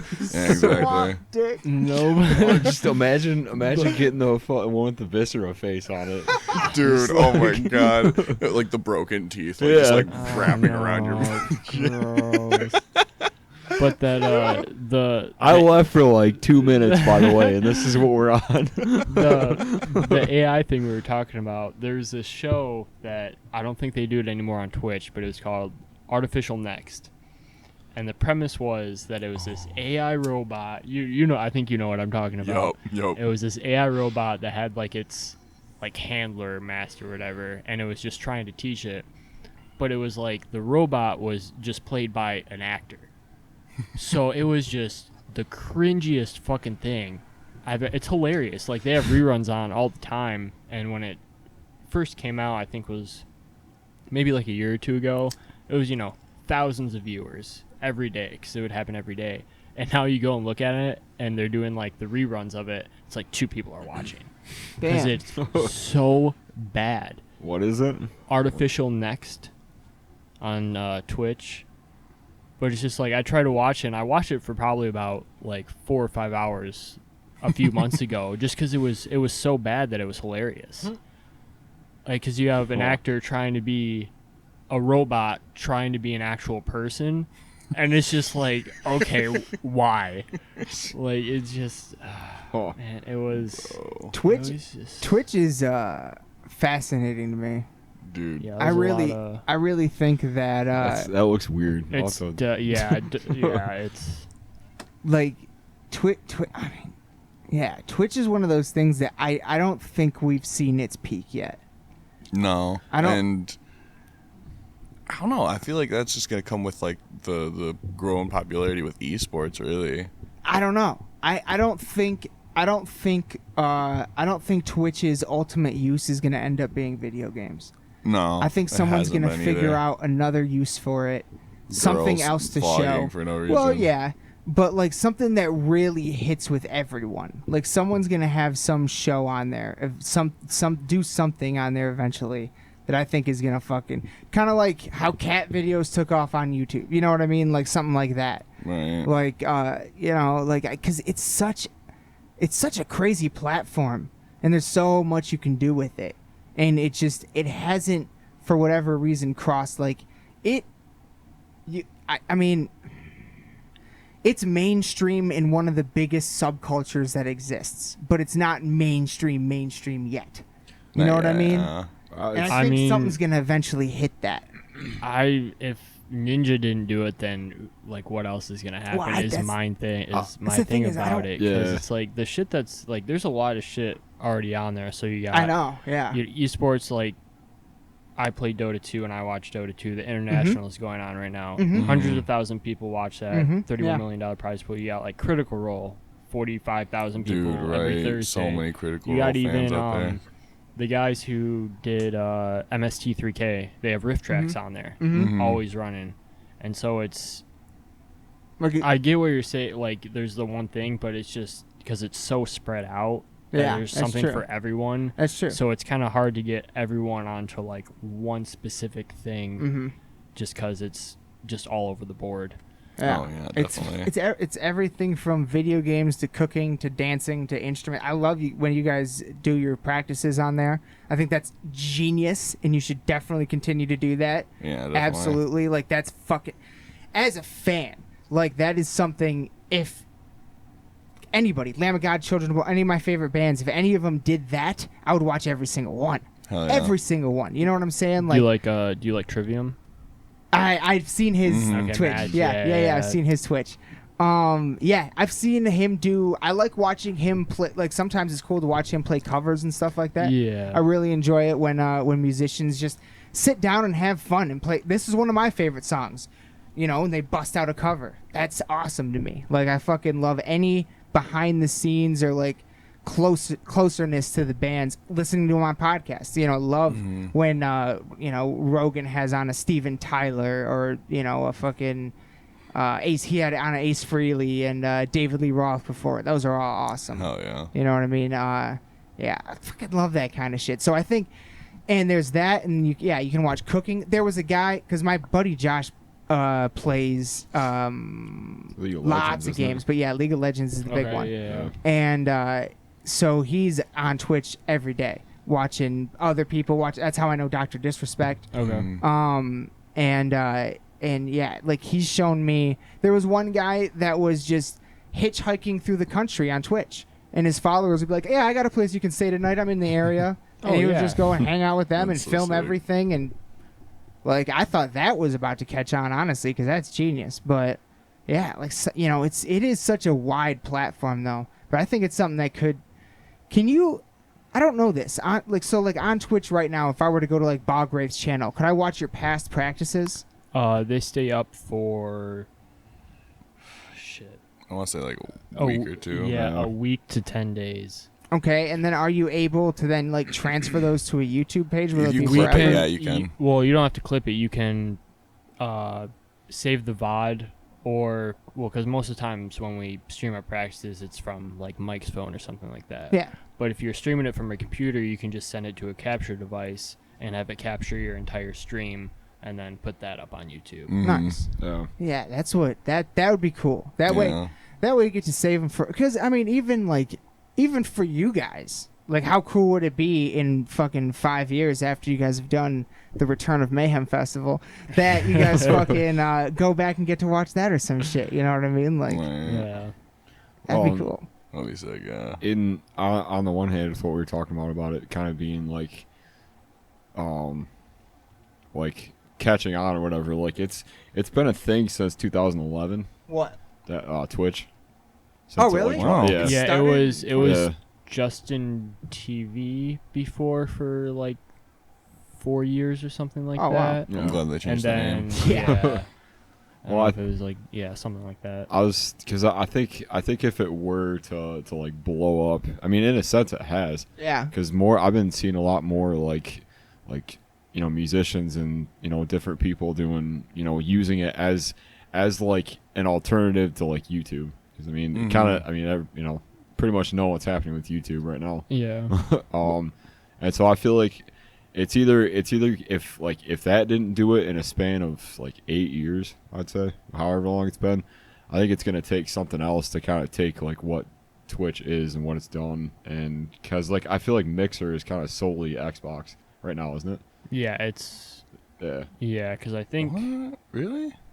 Damn, I don't know. I I don't think know anything about Mixer. All I know is that Ninja just went to Mixer, and that's well, about what do you it. mean solely Xbox? I just it's a Microsoft or it's Microsoft. Yeah. Can you use it on PlayStation or No. no? Hell See, that's no. You can watch it on like PC and stuff, but Yeah. even like because I know PS4 you can stream to Twitch. Mhm. I'm Twitch and assuming YouTube. Yeah. Okay, so you probably can't stream to Mixer, and I think on Xbox One, I think you can only stream to Mixer. Yeah. That's so fucking. Well, I know weird. Yeah. because I haven't tried to log into or use Mixer on my PlayStation or whatever, but because most of the time I just use Twitch just because it's it's a little easier to kind of navigate and stuff. But I feel like it's gonna take like somebody else kind of taking that idea and sort of pushing it a little bit further, and how and what way I don't know, but like it's to me it's the next logical step from what YouTube is or what it used to be Yeah. into like now, and actually not so much for like monetize, because it kind of it's like self-sustaining really, like you don't, there's not like any monetizing or anything like that, because you pretty much get paid from Yeah, like subs, yeah. donations, that type of shit. Yeah. So like to me, I feel like it's the next logical step, but I also feel like there's maybe something else that could be a little better, a little more like centered towards it. But we might not even see it for, until they start putting the ban hammer on Twitch. Yeah, For whatever reason, like. So. They do ban Twitch people from time to time. Yeah. Crazy shit, Oh yeah, there was a whole thing like, I think like a week and a half, 2 weeks ago. Artifact, which is like the Dota card game. Yeah, we were talking about this. Yeah, there was like 15 to 20, or it was either like 15 to 20 channels or like the entire game category. It was just porn. People were just streaming porn. And it wasn't like, you go to a channel, you like watch it and it's like gone within like 2 minutes, like hours. Oh my God. I'm talking like that shit was up for like 6 to 8 hours. Jesus Christ. Just straight up porn on Twitch. Damn. I was like, holy fuck. Like, yep, that'll get you banned probably. No, easily. yeah, it's just throwaway accounts, so it's like they don't give a shit. They're just like, lol, I stream porn on Twitch. But it's like, Got away with it. yeah, it's like a personal victory, I guess, for whatever fucking reason. The thing that surprises me about it is how like there's in term because I was on a little bit looking at like the instrument stuff and like the musician categories, and Yeah, there's not a lot. bro, it's super limited. Yeah. There's maybe like It's 15 to 20 like streamers that are like yeah up there, and then that shit just drops off. yeah it's a lot of like DJs, like EDM stuff, Yeah, and and like guitar players, yeah. It's which like- isn't yeah Yeah. sorry, go ahead. No, it's like Matt Heafy, Herman Lee. Like those are the two Herman like Lee. That's cool. main Yeah. band guys that stream. Other than that, I have no idea. I think Other- the dude from North Lane, maybe North Lane. Does he? I think he's like stream once in a while or Yeah. something like that. But other than that, it's like there's really not a lot of like band members. Well, I guess It's- Tim for Fit for an I was Autopsy about streams. yeah Joe streams from Fit for an Autopsy, but he plays Fortnite, so I'm not watching that shit. Yeah, dude, Um, freaking, that's what like Dickie Allen started off playing hate was like that shit, Fortnite and dude. stuff. And it's like I love Dickie, Like- but I just don't want to watch Fortnite. Oh, I that think shit Fortnite's is- boring. Well, like Fortnite or like even like Apex. it's Apex, just I like- thought was just like dulled down Titanfall. I don't know, because it is the Titanfall universe, but Yeah, like I it's just literally just Titanfall BR. yeah, it's just boring. I don't know. I just don't like the battle royale games. They're just boring to me. I'll say I'm not a big fan. I liked Apex miles better than Fortnite. Yeah, it felt like it had a little more to Yeah. it. But having said that, I'm not the biggest fan of the battle royale. Kind of like Yeah, it's just I don't know. I tried like H1Z1, PUBG. I tried Yeah. all that shit, and it's just meh. yeah. Even like people just playing video games on Twitch, I'd much rather watch it on like YouTube, where they can comment over it or like edit together like some of the best parts. Because Yeah. like Mhm. the only video games I really watch on Twitch are just when there's like tournaments of stuff, Mhm. like Counter Strike or Rainbow Six or Dota. Other than that, I just think that shit is just fucking boring. Yeah. Boring as hell. Yeah. Unless they're like playing like a super chill game that they're not even playing, they're kind of just interacting with chat. Like that's fine. But when it's like they're solely focused on the game, it's just like, fuck, this is boring as shit. Holy shit. Let's go play the game myself. Right? Yeah, that's Yeah. why the YouTube edits are always so much Yeah, better. it's you just, know? Yeah. or like I guess speedrunning. Speedrunning is fun as hell. Yeah. Dude, speedrunning is such a fucking crazy slope to get into when you're watching patterns, though, because you're just like, oh man, Castlevania 2 speedrun, let me go fucking watch that shit. And you're like, I don't know anything about Castlevania 2, but Yeah. this guy knows it like he's fucking Knows like every frame. fluent in it. Yeah. Yeah. I've seen some crazy Mario 64 Oh, dude, That- those get Oh, ridiculous. Fuck, those are half hour insane. like Yeah. That's crazy. Fucking, or like when you were playing Sekiro, Oh, dude. and it was like this one dude beat it in like 45 minutes, Yeah, and beat it then in like 45 8 hours minutes. later, this dude beat it in like 39 minutes, Damn. and then it was like 2 days later, 28 minutes. Jesus. It's like, Yeah, I think how? that's the lowest it got because it was the any percentage runs and stuff. Because like all prayer beads and all bosses ended up being like I want to say like an hour 10, hour 20 run or something like that. That was like the best they can get for it because you have to do like I want to say like 50 bosses or something like that overall because like the mini bosses are like frequent and like reused and stuff, and that's where you get prayer beads. Yeah. It's such a good game though. That's crazy. My fastest was like an hour 20 on New Game Plus, and it's like that's not even saying shit because it's New Game Plus and you already got all your fucking shit ready. Yeah, you know where to go and everything. Yeah. Cheat mode. Yeah, exactly. Doing a fresh one is like, oh man, I'm gonna need like 3-4 hours to do this shit. This sucks.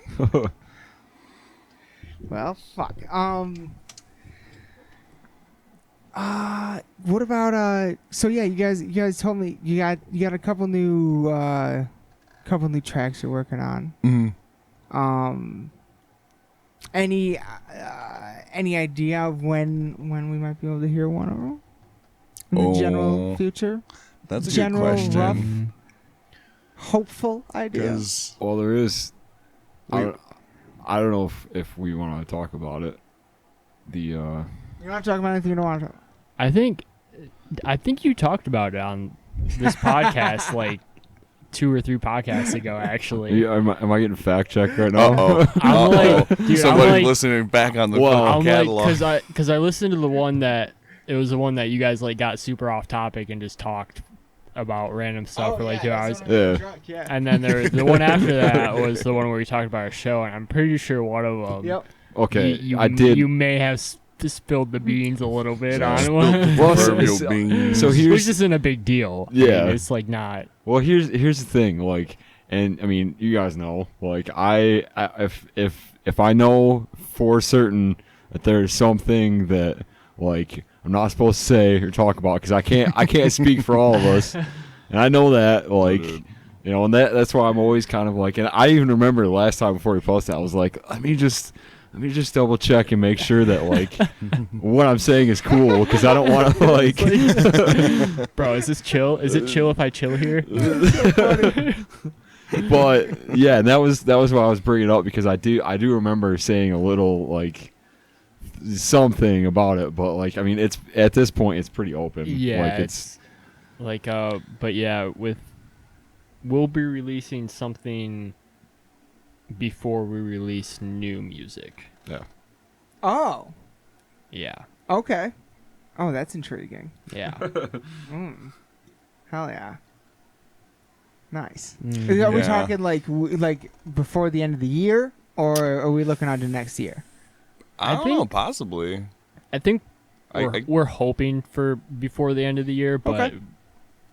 Yeah, for I all don't we think know, it could take a little it's longer not, than that. It's not anything. Nothing is set in stone yet. Yeah, we just don't want to rush anything. No, yeah, that's we've had that problem before. So Oh, we're just yeah. kind of like, and that's a good. That's when Recorruptor was here. That's what they said. They're taking a long time with this album because they want to make sure everything is right. And Oh, it's a good album. yeah, you know, I'm actually hearing it was the Convalescence, Carnifex, and Slipknot. All 3 of them said they took longer on their current on the most recent releases than any other album. Mhm. Took longer, and I don't know how much time they're actually going to spend. You know, they spend writing it or in the studio or whatever. But in terms of time, this is the longest amount of time we've been without a new Dahlia album. Oh, yeah, because that shit's It coming out early next year. Yeah. right? Oh, shit. Yeah, so they might be taking longer than they've ever taken before as well. It's been that long ago now? Yeah. 2017. Oh, bruh. That slice of Yeah. genius. Dude, I remember, when that album came out, I was so hype on it. Oh, man. So good. Fucking, I bought a copy, and then I found out that Chase bought us all Yeah. copies. Oh yeah. I was like, all right, dude, here you go. Got 2 copies. Yeah, Fuck dude, yeah. it was so dope. It's such a good album. Oh, dude, great album. I'm so excited to see them in Lansing. It Dude, for real. blew my That's mind when crazy. they It's announced so that. cool. Yeah, we're all going, right? I think all of us are going. yeah. Oh, yeah, definitely. Oh, yeah. Gotta go see Trevi Boy. Fuck yeah. Definitely. That's going to be fucking madness. Hell yeah. Might break that building. Dude. Came close last time. Might break that Bro. building. I wonder who's gonna open. I don't know. Yo, They- bro, it's got to be like Recorruptor. I tagged Oh, you dude, guys. for real. Yeah. There's a tagged lot of people Bobby. that tagged us, actually. I was pretty Yeah, surprised. that was, yeah. Hell yeah. Then there was like a bunch of bands that were like, obviously they posted about it to get people to just fucking suggest them. Right. Oh yeah. And like, no disrespect to that, but like, it's just super funny to see because like, it's like, you can tell Yeah. who did. Yeah. Yeah. Well, there was this. I don't want to name names and talk shit because we're a local band, but there Right, was yeah, that one exactly. band that a couple people suggested, and I think we all listened to it, and it was like this super. I What was it? I'm not. Well, go on. It just wasn't like anything related like sound wise Right. to the Black Yeah, Dahlia. yeah, yeah. Yeah, it was So more it was just sad. Was really it metal? you could maybe. consider it, yeah. Maybe. Yeah, you could consider it metal. It was like definitely like It's more in And like it- the and realm it's of like- avant-garde. Like Yeah, and it's Yeah. like I'm not trying to like talk shit on the band No. or the sound at all. No, like just saying it's a different style. it was just weird, like Yeah. because It's not a good match. yeah, Yeah, it that just makes seemed- sense. It just seemed Yeah. off. Yeah. You can't have fucking Dahlia open for Motley Crue. Yeah, That doesn't make it any was, fucking yeah, sense, it was something so- along like yeah. that, like realm of Yeah. thing. you can't but have it was full just- beat played before Slipknot. Yeah. I mean, yeah. But yeah, I only brought it up That's- because Alex, you were talking about you could tell when. oh yeah, you can tell like the Yeah, bands so that like that was posted just- something that was like, oh, suggest us please on this, Yeah. and it's like Yeah. that's a good way to like do that because Yeah. like obviously then You'll like get you get something. like you get the people that like really want you to actually do some fucking shit, and make some moves, fucking Mm-hmm. putting your shit up. That, like I don't know, it's just one of those things where like I just kind of like smiled to myself and I'm like, nice. Nice. Hell yeah. That's I'm excited for that show for sure. Oh, for sure, It's yeah. gonna be fucking lit. Whoever opens it is gonna be fucking lit. Mm-hmm. at the same time though, like they are, they're no strangers to putting bands that are kind of odd and giving other bands kind of. A Oh, the chance. Loft. No, I was talking about Black Dahlia. That's I That's thought true. you just meant the Loft because I was like, we Yeah. opened for Port of Osiris, and that was the weirdest show. That was Too, yeah. We did not belong on that bill No. whatsoever. No, dude, we And were that the was, like- heaviest band there, and it just felt really dumb. Yeah, it feels like me talking about the one band is like another person talking about us being on that show. Yeah. type Oh, of dude, deal. for real, And yeah, it was just 'cause exactly. it was just not. You know for a fact Like- there was one person there, and I was like, what the fuck was that first band? Yeah, well, fuck those guys. Shit. I thought you guys played well that night. Oh, I dude, that was a can't really sick fucking- night, yeah. The Loft usually has pretty remember. decent sound. They do. They do. I'm Yeah. surprised at this Like fucking the- sanctuary sound. So Yeah, damn dude, good. especially Yeah. for how, like, actually small that place is. Yeah. Like, it's, like, fucking, like, the perfect size for, like, a decently, like, small venue that, like, just, like, can fit a decent bit of people in there. Yeah. For, It's a like, really fucking good place. huge space, I yeah. like it. I just wish they had monitors on the stage. Mm-hmm. Yeah. That was That is that was like weird. my only thing. Other than that, it was 100% fine. It was Yeah. just super Yeah. odd. But I mean, Women the thing is, thick. there just wasn't enough. Well, and then I noticed because when we played our first show there with the Tech Trek tour, Mhm. we had like no room because everything was backline. Oh, yeah. Everything was backline. Yeah, And everything then was backline, when so we went were up just there- in front of the back. Yeah, and then we went up for the ballroom show, and there was just like 10 more feet of room, and we're like, oh shit, Yeah, what the because hell? everybody was using Yeah. the same backline for that Yeah, one. so it was like okay, so it made it a little better and a Makes little sense. more acquainted with the stage itself. Yeah. Yeah, dude, that Ballroom show was super legit. Yeah, it like was Grave awesome. Bloom Cool. was fucking Yeah. awesome. Yeah. Fucking Vile Secretion was fucking Oh, awesome. yeah. Carnus, of course. Yeah, that was Fucking- fucking sick. Yeah, Was it for dude. someone from Dahlia there that night? Alan. Yeah. Alan, yeah. That's Oh fucking yeah, sick. Because yeah, I'm pretty sure Alan was in the breathing process Yeah. before. I think so. They are so good. Yeah, dude, they're Yeah. fucking killer. They The are fucking so good vocalist live. Cody is fucking gnarly. Yeah. They fucking killed it at Michigan Metal Fest too. Oh, I bet. They were really good. Hell yeah.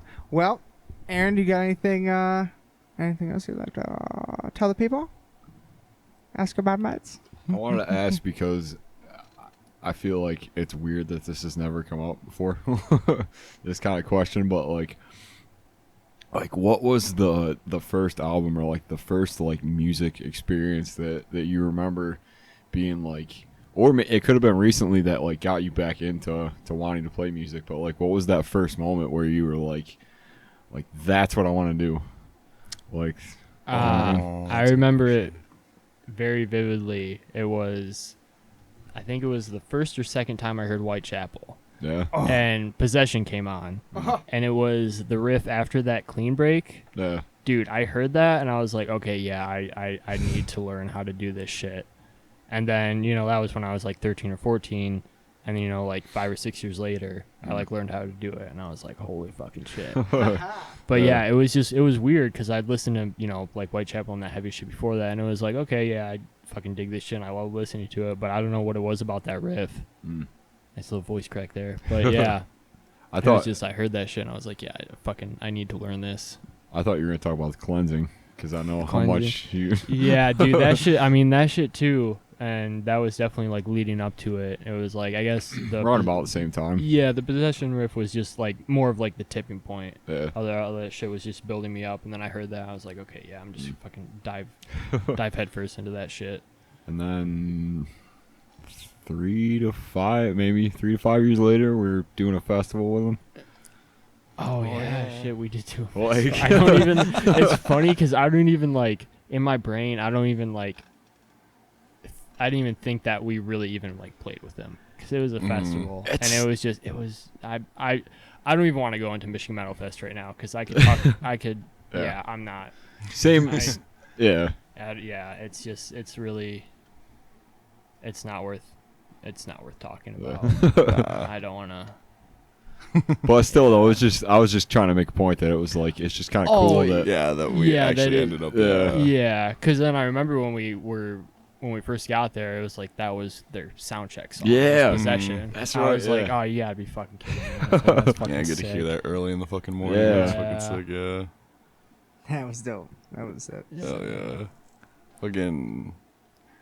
I think the first album that like I heard that I was like, oh, I feel like music would be really fucking sick is honestly fucking Meteora by Linkin Park, because like right around like Meteora and like Hybrid Theory and stuff was like when like I got into them, and like that was like the first time I'd ever really like listened to like music that had like a harsh vocal to it, and I was like, that's really fucking cool. Like what the fuck? And I was like, I always wanted to kind of like be like a singer or a screamer or something like that, and then.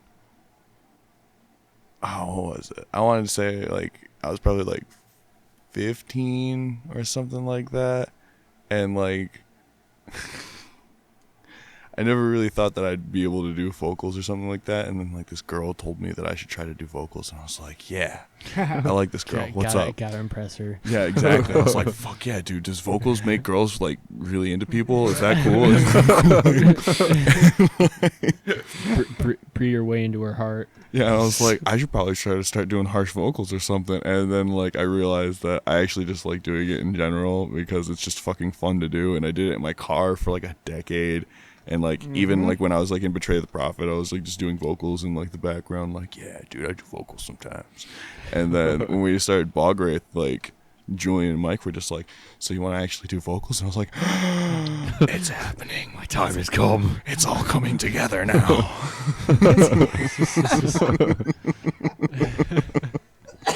It's happening. Yeah. Because, like, I don't know. Like, ever since I was, like, 15, I was like, dude, it'd just be so fucking sick to be up on stage just screaming your fucking guts out to a crowd of people. Like, that just seems like just the coolest fucking shit. And, like, the fact that I get to do it in any capacity is so fucking rad. Fucking insane. That's awesome. Hell yeah. Did you ever get a chance to see Linkin Park live? No, sadly. Oh. I know. When Chester died, I was like, oh my god. My childhood hero just fucking killed himself. This sucks. That one hit me pretty hard. Honestly. Yeah, dude. Like, it's like my childhood trying to commit suicide there. Like, fuck, man. Yeah. That was heavy.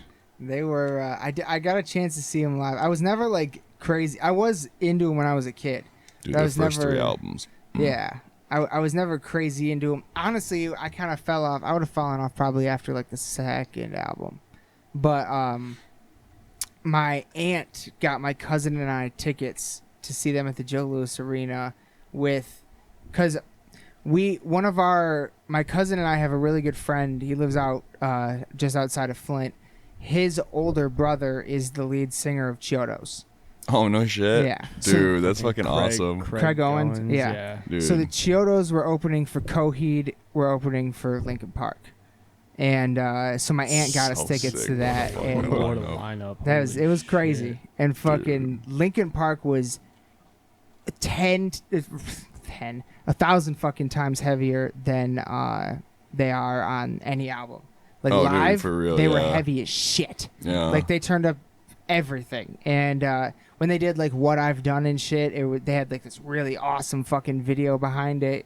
Yeah, they blew me away live. Absolutely. Oh, dude, for real. They knew how to put on a fucking show. I and bet, they were on like man. one of those 360 stages. Oh, that's so crazy. sick. Hell yeah. Did you hear that Mike Shinoda is open to the idea of like getting the guys from Linkin Park back together with like a new singer, but like not being Linkin Park?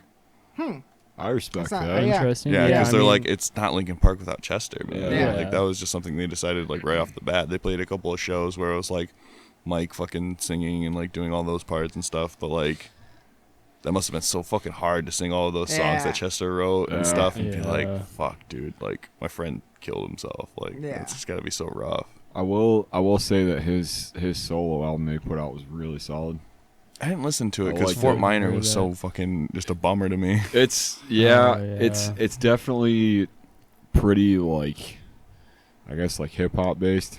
Mm-hmm. But I mean that's how Fort Minor was. But Yeah, this exactly. this one seems very like it's a good example of what happens when you turn tragedy into something like Oh, that's like cool. art wise and stuff. Yeah. So Fuck yeah. yeah, I mean there is some really cool moments on it, and it's pretty like catchy like Oh radio. wait, he had that sounding one songs. song where like he was like talking about like playing the show without Chester. Yeah, Yeah. dude.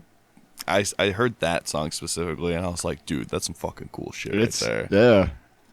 Like, He put out a couple of different like singles and stuff, and then he put out the whole album and everything, and like it was I don't know, it's just something cool to listen to. mm, Like it's really it's a good like point in time for them and stuff. So yeah. Chester's song with Mark Morton was sick oh yeah, on Anesthetic, yeah. Oh fuck yeah. and Mark Morton's solo album. Yeah, that was actually a really good album, and I think yeah. that's the last That is Song. Yeah, that Chester was on. Yeah, Oh shit. and he was doing like real harsh vocals, like he was going heavy. Fuck it's yeah, cool. dude. Yeah, it's a good song. If you haven't, I can't remember the name of it. Do you remember? Cross off. Yeah, Cross is Off. it? Yeah. Cross off. Yeah. We're having a cross Yeah. off. Had to Hell yeah. go in the Rolodex of my songs in my Yeah. head. processing. It's like going through your old iPod from when you were fucking Yeah. teenagers. Click wheel. Yep. That's a click wheel reference. All you children out there.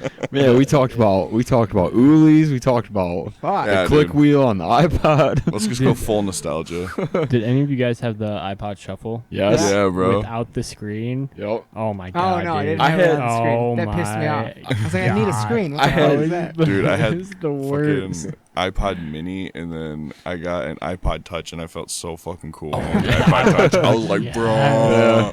what up? Yeah, I was like, Dad, we gotta get Wi-Fi. My dad was like, the fuck is Wi-Fi? I had the pregnancy test one, man. Oh, dude, The white little- like the splinter. Yeah, one, yeah. And then after that, I got the Nano. Oh, Which, nice. Oh, yeah. Which it's crazy because I think the the shuffle that I had, the OG one was like, I don't know, like it wasn't even like a gig of space. Yeah. Oh, dude, son. no. Yeah, dude. You could fit like 50 songs on it maybe. You got Yeah, a playlist yeah. on that shit. Yeah. And then the I had one of the silver Nanos, like the original ones, which Mhm. my dad has it actually. He still uses it. It's kind of Nice. funny, but like that one is even like I think it's like 2 gigs. And like even to me, like when I had, because like I remember being like in high school and stuff and being like, man, like this is so much space. Like I have all this, and then I moved up to the like the Nano after that, the one that was like the color one. Mhm. It was like a gig, or it was like a it was I don't know. It was way quite a bit more than that and stuff. Mhm. And I was like, what am I gonna do with all this space? Like. And then it just kept going. Like now, you got like Spotify, like streaming and stuff, so it doesn't really matter. But now they got them Yeah. where it's like, I don't know, like 300 gigs or something like that. Oh, more. Yeah, Like, dude, for real. yeah. Shit, really? For Yeah. that? Way long. Well, they don't really make. I mean, they just make the iPhones now. Do they even make No, iPods? just iPhones. Just I iPhones, thought- yeah, I mean, I think they might still make iPod Touches if I'm Really? not mistaken. I thought I read they were bringing those back. really? Oh, Remember- so they might have discontinued them for a while. Yeah. I don't know. I don't really follow Apple too much. I just know that Yeah. like they at least sell base like iPod versions and stuff. Like Yeah. if you just want an MP3 player. All right. Interesting. That is weird. Because I know they don't sell the desktop version of Macs anymore, Right. That's true. Oh yeah, I knew that. That's true. which is fucking so weird. Yeah.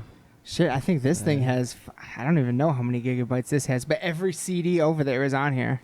Mine's got, Every I want to say single like one. 64 gigs I or think something that's like what. that. Yeah, usually that's like the. I think it's feel like the base model now. Yeah, It's nowadays like- it's either like Yeah. 32, 64, like 120 something like that. 128 And if it's like it's gonna- yeah. I think there's a 3 something too now. Holy Dude, I wouldn't doubt shit. it, honestly. With some of the ways fucking people run their phones, it seems like they just need like a whole fucking album of pictures. Yeah.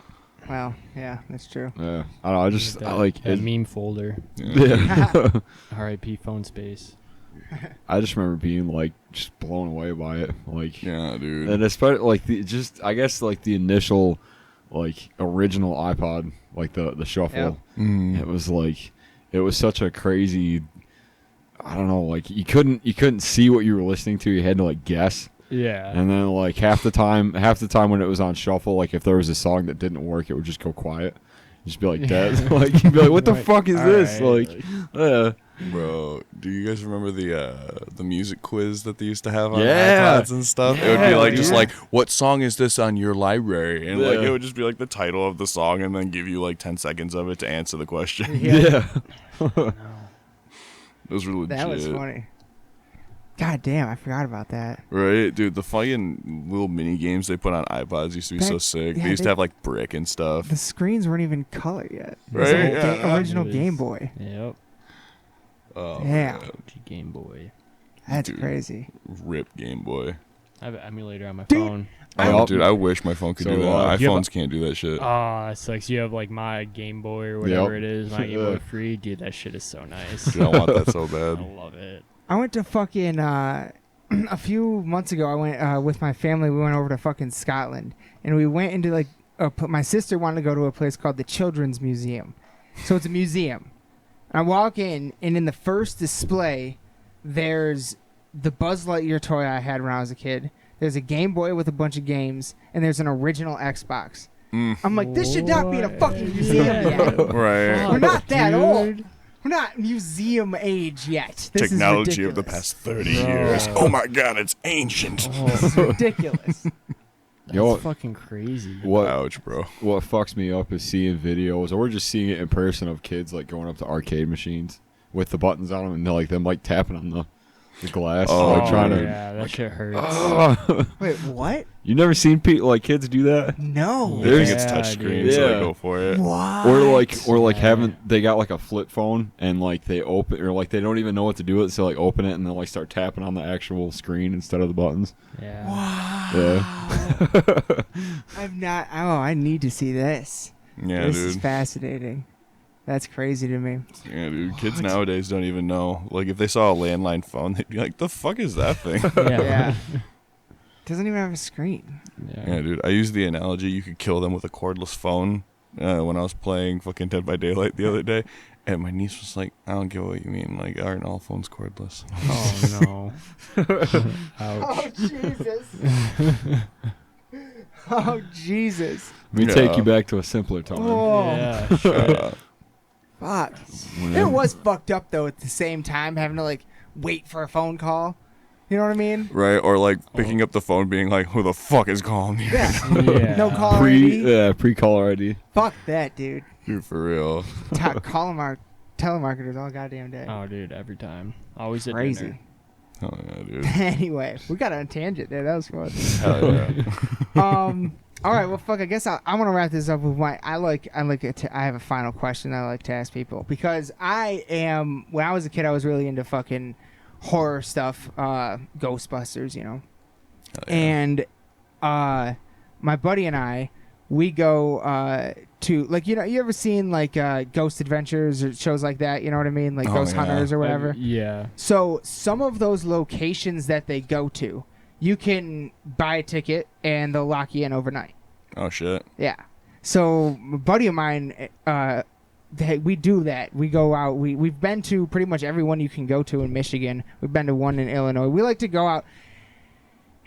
He's a bit less of a skeptic than I am. I'm pretty skeptical about all things, but at the same time, like from the X-Files, I want to believe in all these things. You know what I mean? More than when I was in Scotland, I saw Loch Ness, and it was like a spiritual fucking experience Oh, for dude, me. that Because was like, so cool. dude, as a kid, in the library, parents make you go to the library all the time. The only books I was interested in were the ones about Loch Ness and Bigfoot and ghosts and stuff like that. You know what I mean? Dude, vampire books. Yeah, vampires, any of that.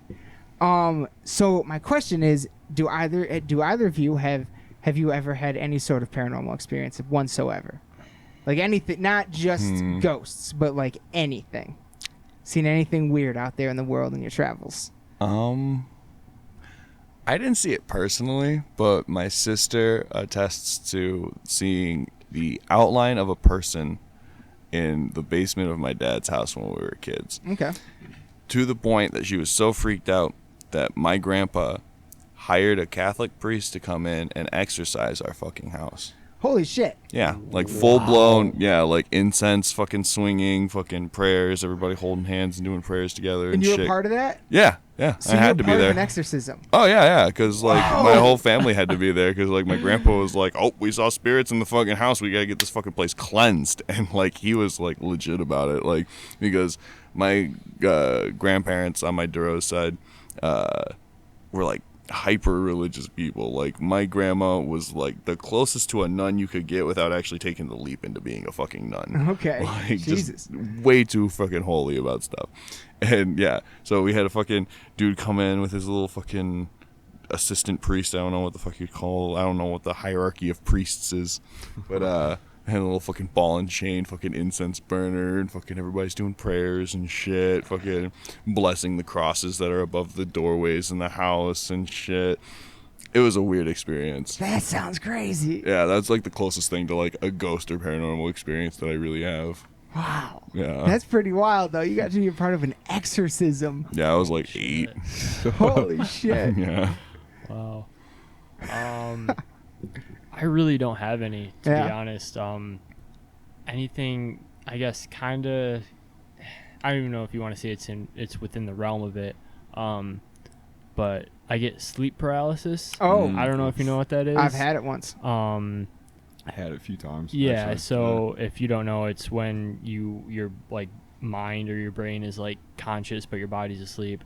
I get it every single time I fall asleep on my back. So I cannot fall asleep on my back. But there have just been multiple times where like one time I fell asleep on the couch and I quote unquote woke up and in that whatever state you want to call it, someone broke into my house with a shotgun and was like robbing the house. But when I like woke up, it was so seamless that I was like cowered on the couch for like 3 hours. So someone actually broke into your house? Oh no! But it was like real to me. So that was a hallucination. Yeah. Man. Wow. And like other times it'll be like, it's like the stereotypical like you see shit in the corner or whatever and it's coming close to you. Uh-huh. And it was like one time I woke up and it was just right in my face and I could like feel the pressure on my chest and shit like that for probably like 2 or 3 minutes. And it's just like that shit is just, I guess that's why intense. I don't like horror stuff because like real life is pretty much horror to me when that shit happens. So I'm like, okay, I'm good. But yeah, that's pretty much like the closest thing when it comes to like really out there stuff. That is that's one of the big things right now that is a lot of people are attributing to a lot of abduction experiences, alien abduction I could experiences. see that for sure. A lot of people because they're always being taken from their bed. Yeah. So a lot of people think right now that explains many of those accounts, as well as like waking up in the middle of the night and seeing a ghost in your room or something like that. Yeah. That explains. A lot of people think that that's what that is sleep. People experiencing sleep paralysis. Yeah. That's actually It's really fucking, cool. Yeah. It's Well, not cool, It's but fucking.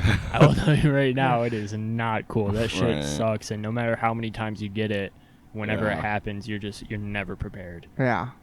Have you ever written a song about that? That's some good material right there. True, I could.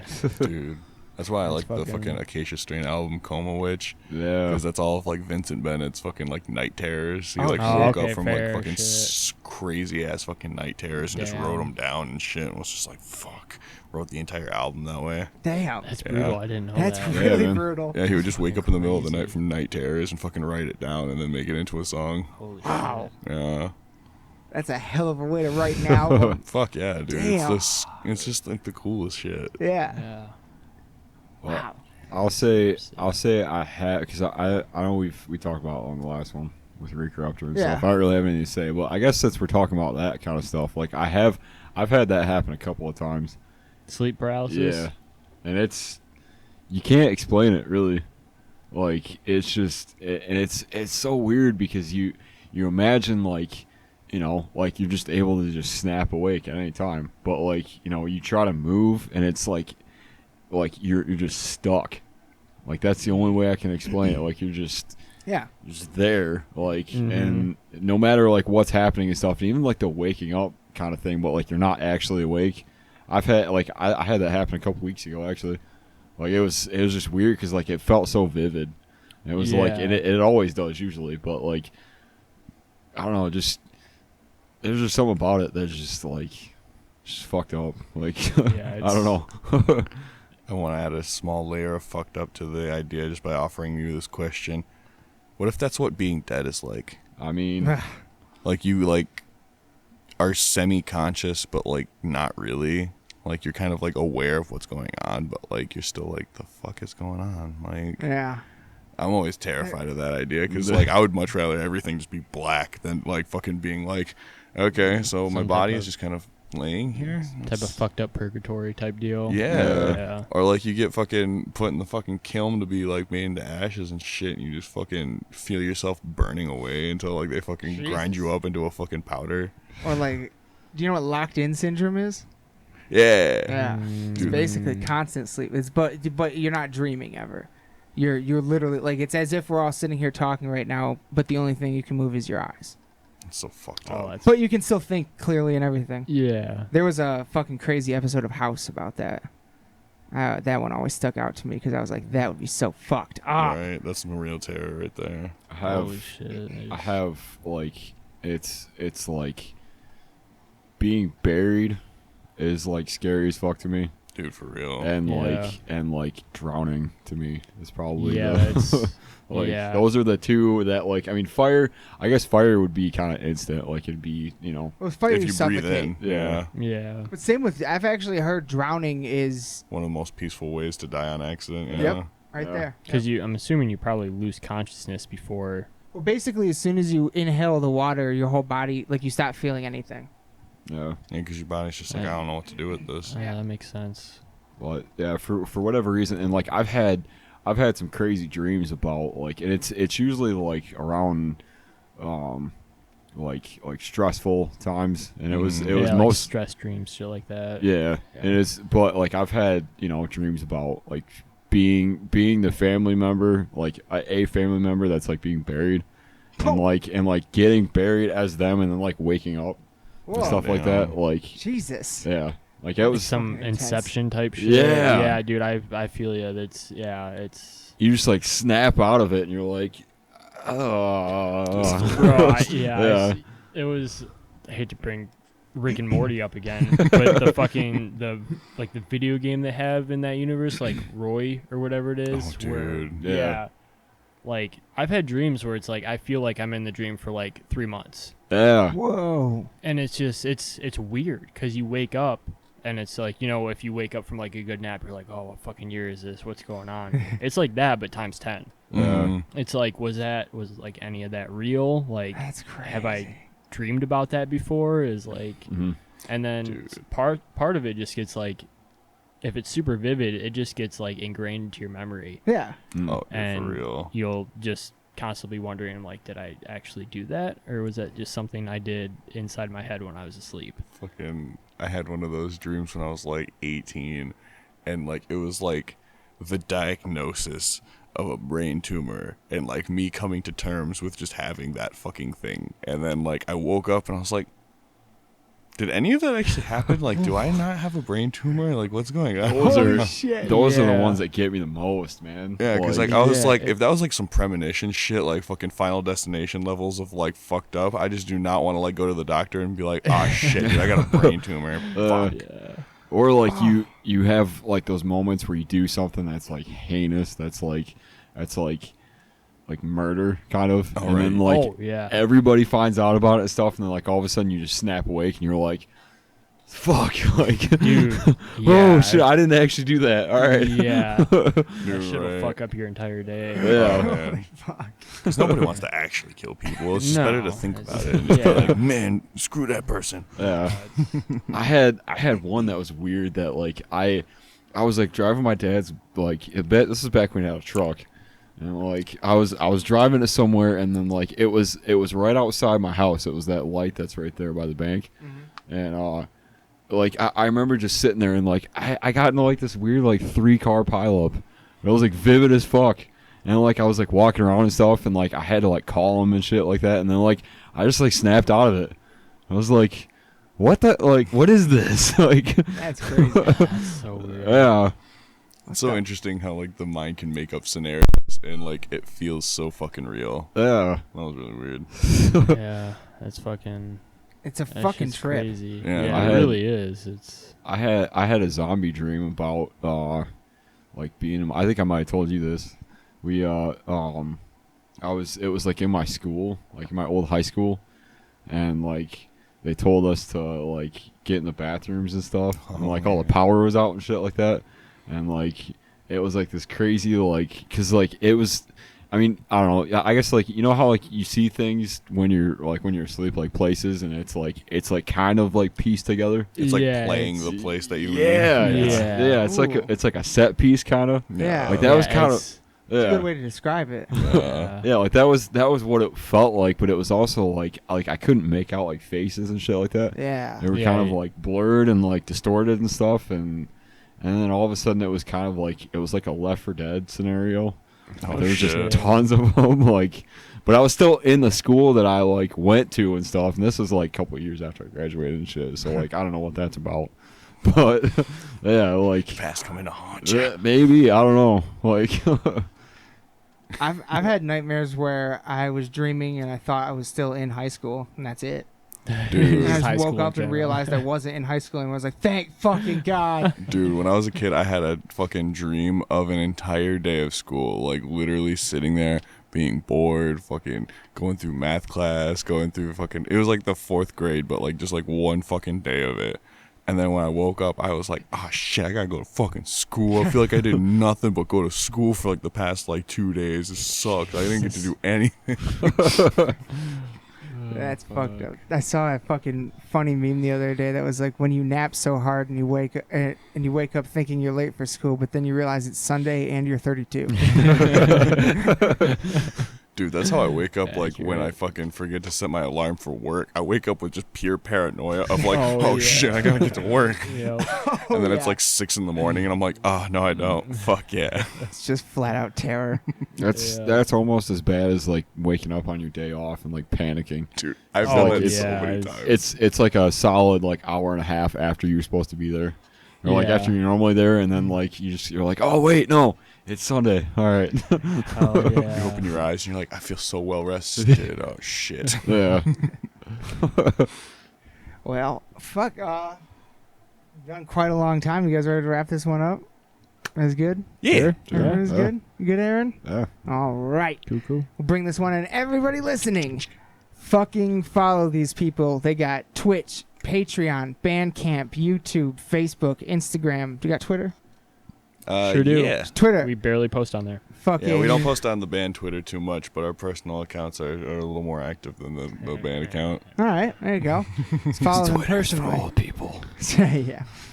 Fucking follow them on everything. Check out their latest. They have the most recent thing they have out is the latest a lyric video of Monstrous, right? Done by the beautiful Julian fucking Casimir Barnes. Shout out to Julian and Marshland Studios. Hell yeah. And yeah. Thank you guys very much for coming over. This was fantastic. Thanks dude, for having for- us. yeah, seriously. Absolutely. Thanks for having You us. guys It's come great. back anytime you ever want. Anytime there's a video game out you want to talk about, or a movie, if you want to come back and talk about Spider-Man, we'll do it. Anything Dude, you want fuck to do. yeah. When Absolutely. Spider-Man comes out on DVD, let's do it. Yeah. Fuck yeah. Absolutely. But thank you all for listening. Follow us on YouTube and iTunes and Instagram and Facebook. Oh, by the way, the phase. 3. Phase 2. 2? Phase 2. Yeah. Of the BWCU. of the Bog Wraith cinematic universe is happening. So Dun, dun. get ready for it. Fuck yes. Yeah, that's what, Fuck yes. That's I exciting. don't know. yeah, we figure that we might as well do it in phases. Because, like, Marvel does 3-year phases. Why not bands doing phases? Why not? Works for them. I don't know. Yeah. Absolutely. Start. Yeah. Why not? Hell, Phase fucking 2. hell. Phase 2 begins now. Well, thank you guys for being on. Appreciate it. And anyone who's listening, thank you so much for listening. Raise your horns, bang your head. We love you all to death. Good night.